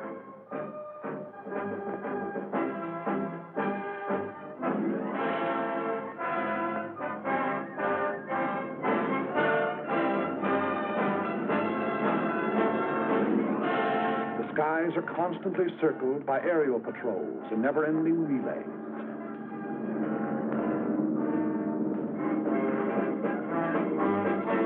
PT boats, those seagoing-in fighters, stand by in readiness for a surprise landing attempt. Offshore, destroyers keep endless vigil, slipping like ghosts through the fogs, challenging each hull-down speck of an approaching vessel on the horizon, listening with their undersea ears to the beat of an engine, scanning the seas with a plume of a periscope, standing rugged duty in the Bering Patrol, or slipping into port on the flank of a convoy. Although the sea lanes to Adak are constantly traveled by convoys, and contact with enemy submarines is a daily occurrence, sinkings in these waters have been few and far between. Contact with an enemy submarine may continue on and off for hours, during which the undersea craft maneuvers for position to attack, venturing within the radius of the convoy's undersea detectors, only to crash dive, then kill engines and lie silent on the bottom as our destroyers bear down and release depth charges.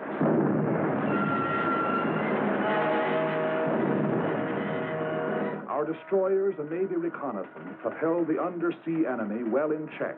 The flow of men, munitions, and supplies flows ceaselessly on. The gigantic task of furnishing every American expeditionary force with the materials needed in carrying the fight to the enemy falls to the Army Service Forces. ASF is the bloodstream of our whole military body, maintaining its every organ and muscle. Adak presents a special problem, as the barren island furnishes nothing toward human needs save drinking water. Everything else must be brought here. Food, fuel for men and motors, machinery, munitions, shelter material. Raise these basic requirements to the nth power. Add parts and replacements for everything from Caterpillar tractors to can openers, plus the operations of estimating, purchasing, assembling, transporting, delivering, and becomes apparent why the job of supplying a military force is now dignified by a $12 word like logistics.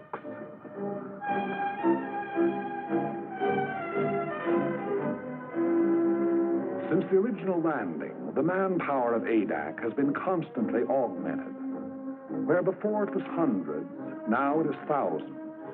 Troops arrive after a voyage that may take anywhere from a week to a month, depending on the sea route. But it took more than a single month to land them here.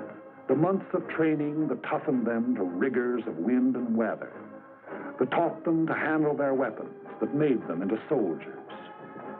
Add those months to the period of the voyage from the States.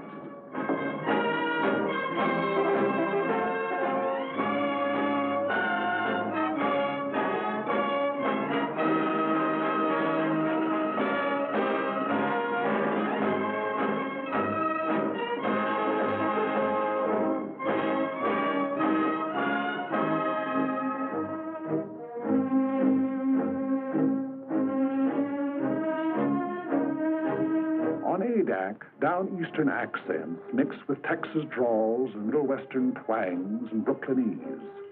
Bookkeepers, grocery clerks, college men, and dirt farmers.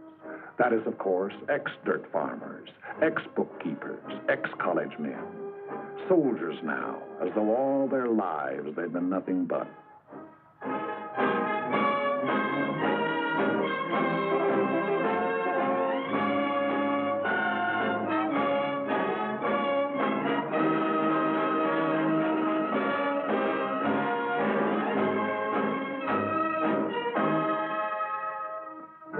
Orders for the day, special orders and news, appear on the bulletin board. Since newspapers and magazines are usually from a month to 3 months out of date, these radioed news flashes are the only means by which the soldier knows what's going on outside. No fresh meat, no green vegetables, powdered eggs, tinned bully beef, potatoes, canned tomatoes, peanut butter, canned fruit, and coffee make up the basic diet.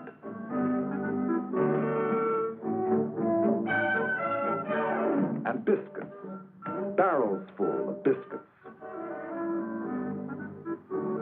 Appetites are huge. Officers and men attend the same mess. As often as not, an officer doesn't display the insignia of his rank. The salute is reserved for rare occasions, but discipline does not suffer. Customary military formality is relaxed, plain, simple necessity taking its place.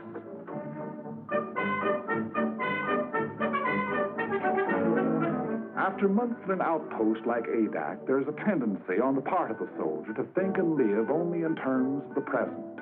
That faraway world from which he came begins to seem like a dream to him. A letter in his hand is proof of the reality of that world, of Saturday night dances, jalopies and ice cream sodas, of sport pages and shaving in the same mirror with the old man. A letter means more than his paycheck to the soldier. If he happens to be in the Air Corps, he'd gladly make an extra flight over Kiska for one more letter.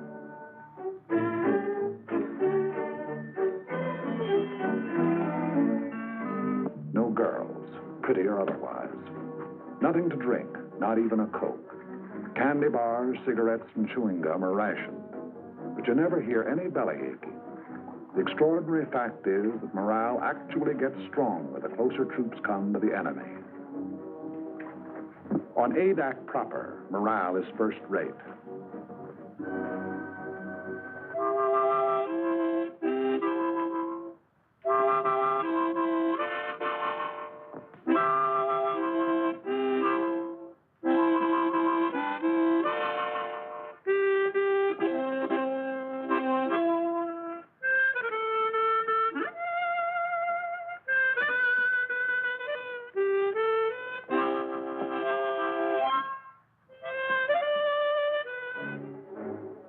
The site of the airfield was originally a shallow tidal lagoon. Army engineers diked up its inlet and drained off its waters by means of a channel to the sea. It was their resourcefulness in exploiting a natural formation which made possible the completion of the field in 10 days and 11 nights, for the work never ceased. Bulldozers shifted thousands of tons of the lava ash which composed the bed of the lagoon. Not a new gain to the Corps that built the Panama Canal.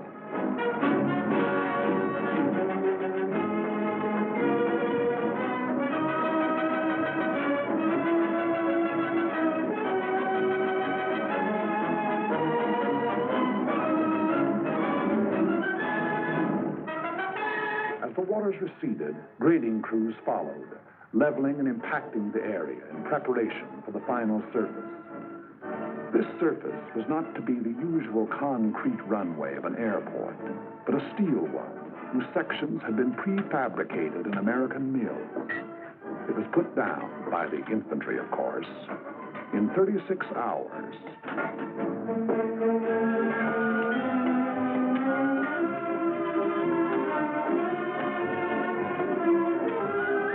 $1.5 million square feet of it.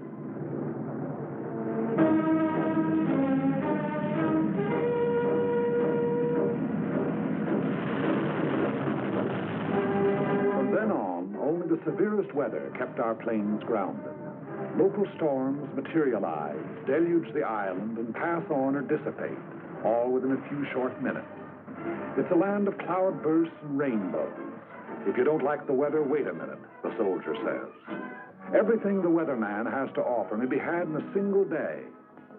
Downpours, hurricane winds, hail, snow, fog, sleet, and sunshine. It is not so much bad weather as changing weather that makes flying hazardous to the uninitiated there. A new pilot must learn to side slip through local squalls and sit her down in a field rimmed by mountains and under a half foot of water.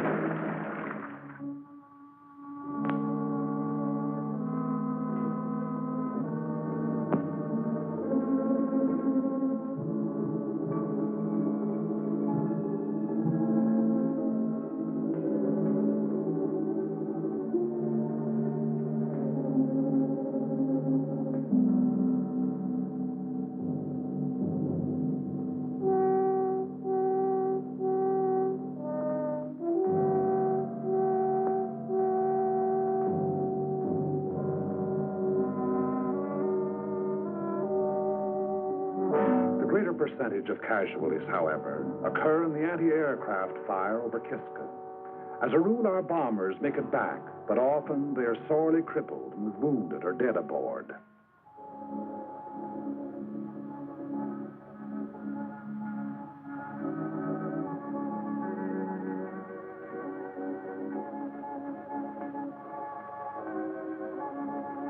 In my father's house are many mansions.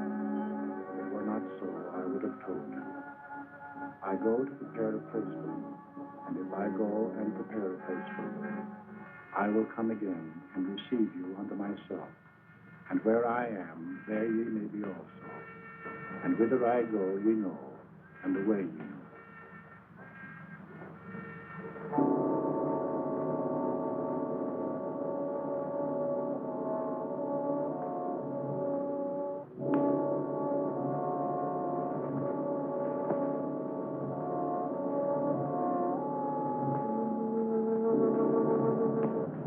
The return of the day's mission is the highlight of each 24 hours. Eyes turn skyward and ears strain for the faint beat of approaching engines. At the first sound, an alert is flashed to the ground defenses. Units clear for action. Anti-aircraft and machine guns are stripped, ammunition broken out, and everything is put in readiness for an enemy who may be tailing our flights home.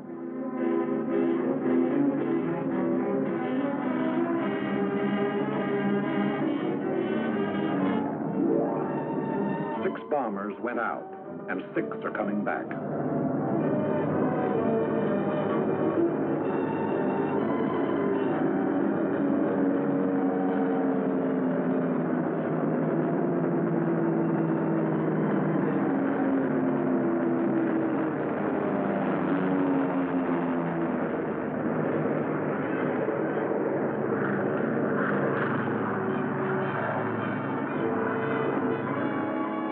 First ship lands.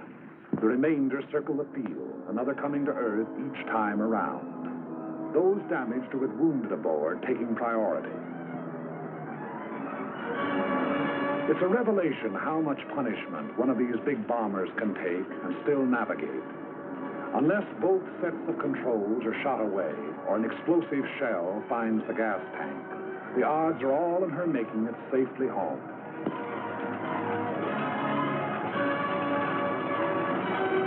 Anyone who's been over will tell you that the most wonderful ride in the world is the ride back from Kiska. No matter if two engines have conked out and daylight is pouring through the wings, there's just something about the scenery on the way home.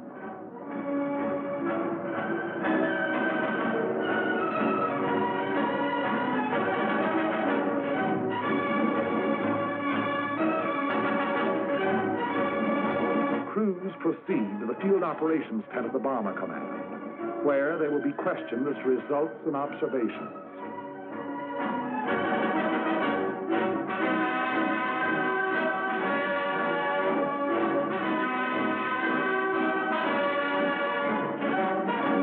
Their jigsaw reports, taken singly, are compared and cross-checked until a complete and accurate record of the operation has been assembled. Thereafter, they're dismissed, with nothing to do till tomorrow but eat, drink, and be merry. I've got sixpence to last me all my life. I've got tuppence to spend, and tuppence to lend, and tuppence to send home to my wife. No cares have I to grieve me, no pretty little girls to deceive me. I'm as happy as a king, believe me, as we go rolling home. Rolling home, rolling home, rolling home, rolling home, by the light of the silvery moon. Happy is the day when the airman gets his pay, as we go rolling home. But ADAC's tomorrow begins today with a directive from Kodiak Island. A photographic ship accompanies missions to Kiska. It's tasked to follow the bombers over their target, recording the immediate results of the bombardment, also enemy defense activities, new installations, camouflage. These photographs are studied by specialist interpreters and submitted with comments to the General and his staff officers, Colonel William Prince and Colonel C.M. McCorkle.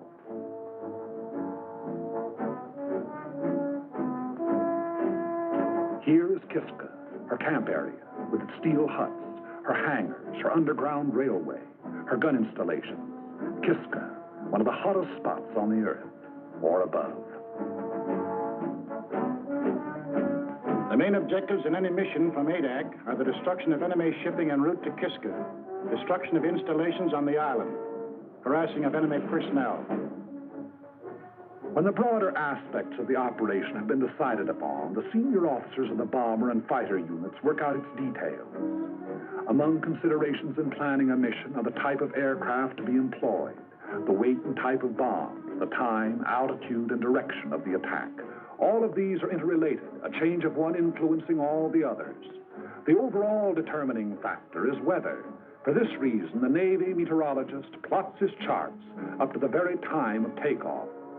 A change of weather at the last moment may mean a complete revision of tomorrow's plans. Tomorrow is Sunday.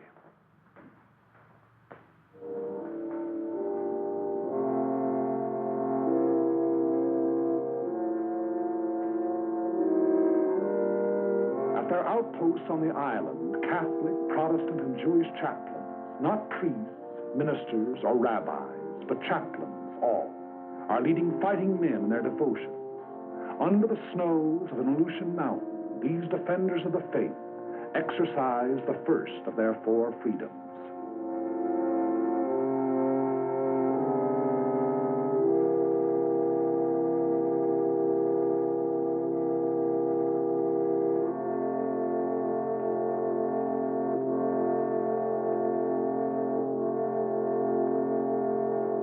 But so far as the business of war is concerned, Sunday on ADAC is like any other day.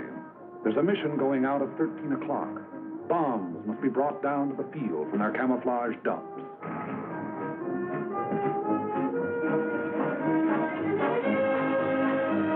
A heavy bomber carries either 16 250-pounders, 12 500-pounders, or 8 1,000-pounders.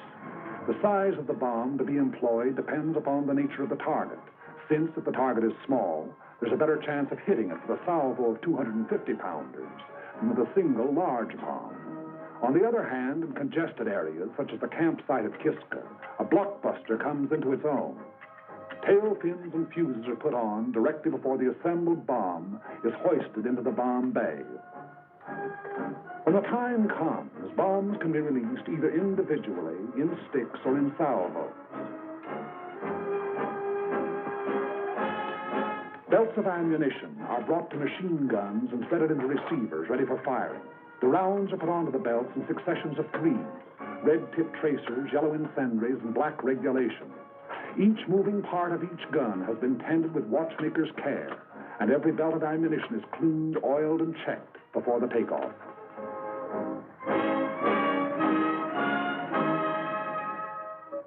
It is 12:40 o'clock, and the pilots who are going to fly the mission receive final instructions. 3 flights, 2 of B-24s and 1 of B-17s are to go over the target.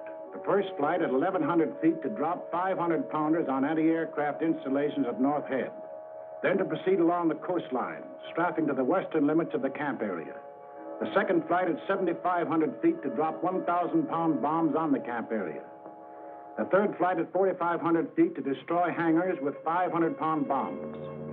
Second and third flights to follow at intervals of 45 seconds. 3 fighters to precede each bomber flight at 600 feet, and 3 fighters to afford overhead protection from enemy aircraft.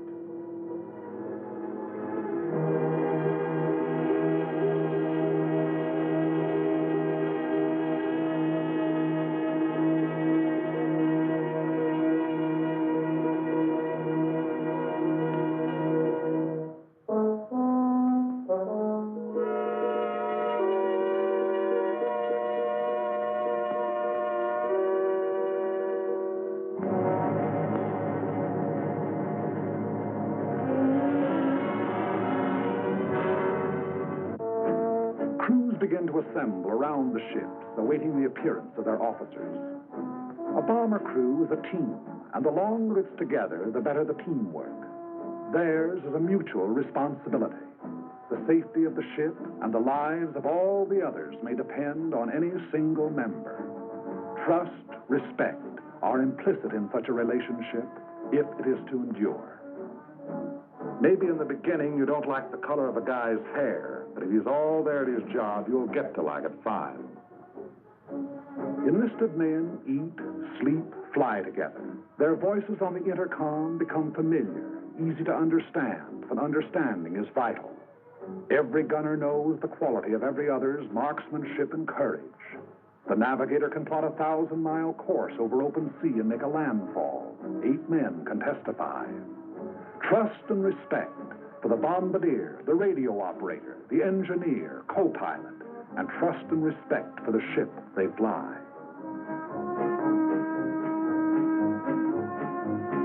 A monument ought to be put up to that pre-war fraternity of high school speed maniacs, for out of their ranks, our fighter pilots are largely drawn. They bring to their hazardous undertakings split-second judgment, inspiration, daring. Lieutenant George I. Riddell, 12 strafing missions over Kiska. Lieutenant Hawley P. Mills, 14 missions. Lieutenant Lyle A. Bean, 13 missions. Major Milton Ashkin, 15 missions. Lieutenant Henry J. Strankowski, 11 missions. Colonel Jack Chenault, son of General Chenault of the Flying Tigers. Colonel Jack has a 0 on a submarine to his credit.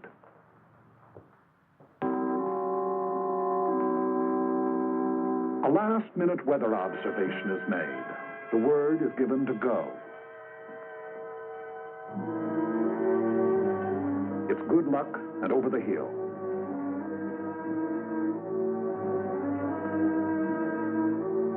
The aerial camera goes aboard.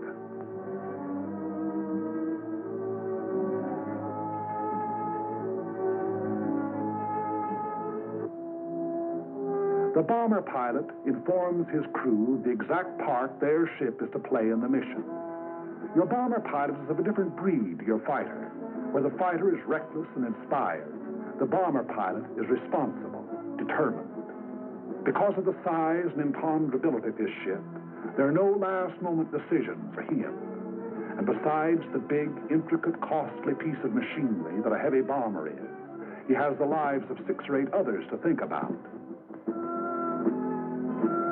100 men, 9 bombers, 12 fighters, are setting out to attack and immobilize 10,000 men behind naval and military defenses.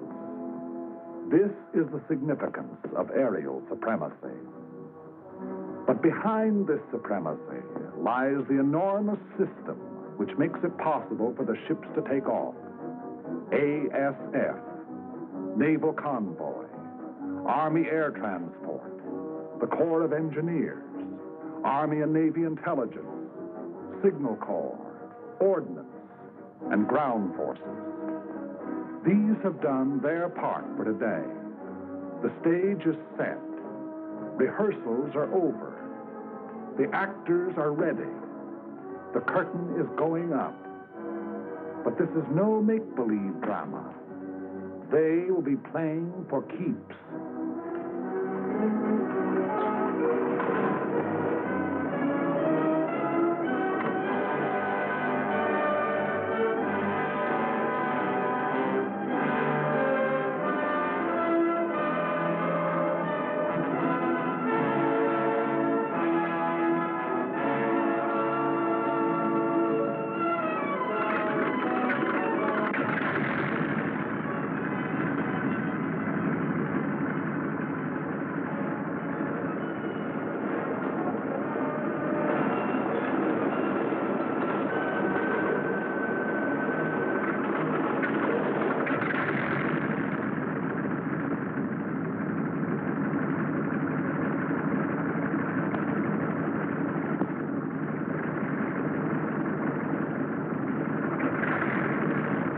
William O. Erickson, who sat the first bomber down on Adak and led the original mission over Kiska.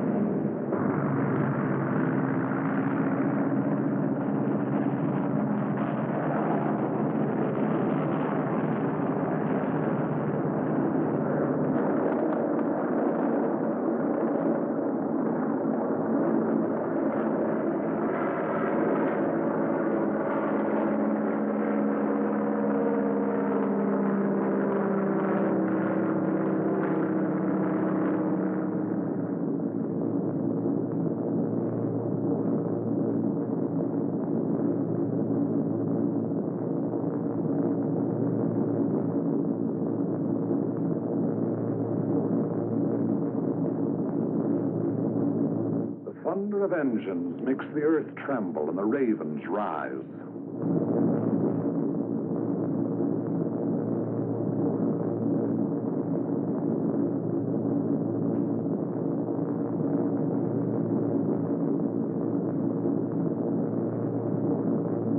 The echelon proceeds toward Kiska. It's about an hour and 3/4 from Adak to Kiska. One of the most hotly defended of enemy-held areas, Kiska is also one of the most strongly fortified. The Japs have dug in like so many moles. An estimated force of 10,000 goes underground at the sound of our approaching engines. We cannot, by air attack, hope to annihilate. We can only harass the force on Kiska, cripple the island's defenses, keep the enemy from adding to its resources, while we build our own fighting strength to the day of the hour when we shall undertake a landing operation.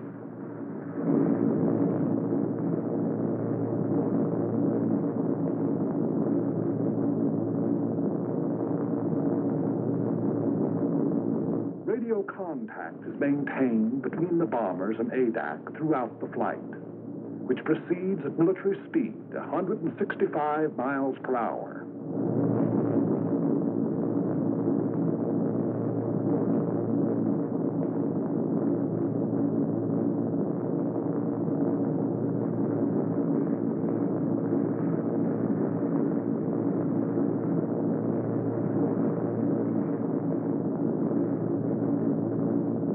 During the first part of the journey, the waist guns are swung into position, turret mechanisms tested, and trial rounds fired.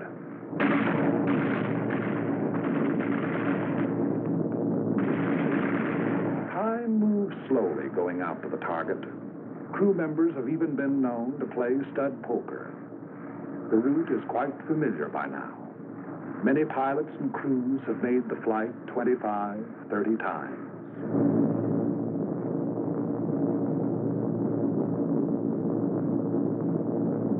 Along about the time Amchitka is sighted, they begin to look out for enemy planes. The men whose regular job it is say no matter how often a fellow's gone over, he always feels funny up there over Kiska. At a signal from the squadron leader, the pilots will open throttle, and the planes will go into the bombing run. For a minute and a half to 2 minutes, they will proceed at level flight in an absolutely straight line toward the target, thereby enabling the bombardier to make his computations: wind velocity, speed, temperature, altitude, drift. There can be no deviation whatever in the flight if the bombs are to find the target. 10 miles in 3 minutes from the objective. Before Kiska Volcano, the mission deploys, each flight going to its designated altitude in preparation for the run. The enemy will endeavor to throw the flights off their runs, and to this he will bring all his firepower to bear. The earth below will blaze with hatred. Our ships will heave and rock in the ack-ack. Machine gun bullets may make a filigree of their wings. Houses may open up holes big enough for a man to crawl through.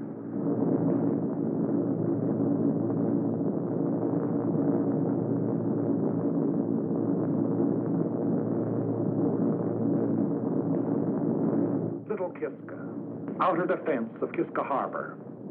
Bomb bay doors open. Bomb bay doors open. 6 degrees right on course. The object is to hit the target, not to avoid anti-aircraft. Remember this, you're just as liable to run into it as away from it. The best way is to forget what's happening outside and make the run by instruments.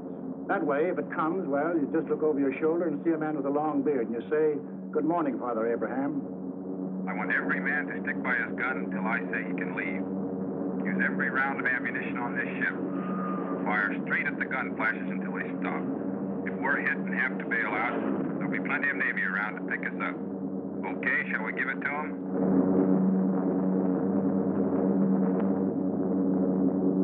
Kiska.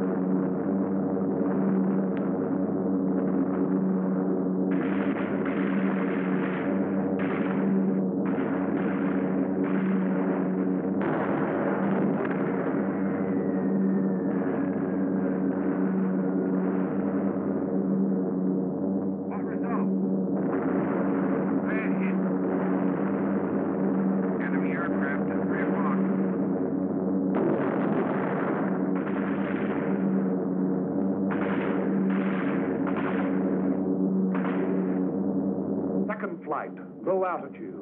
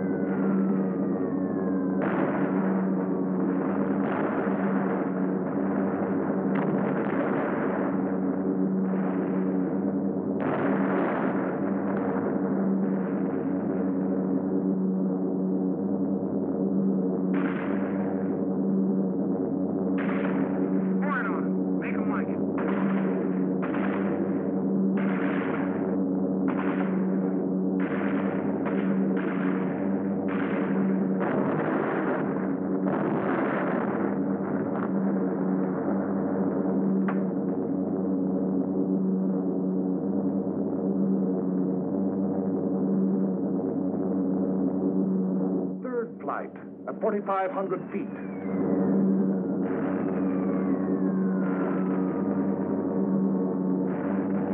Bombs away.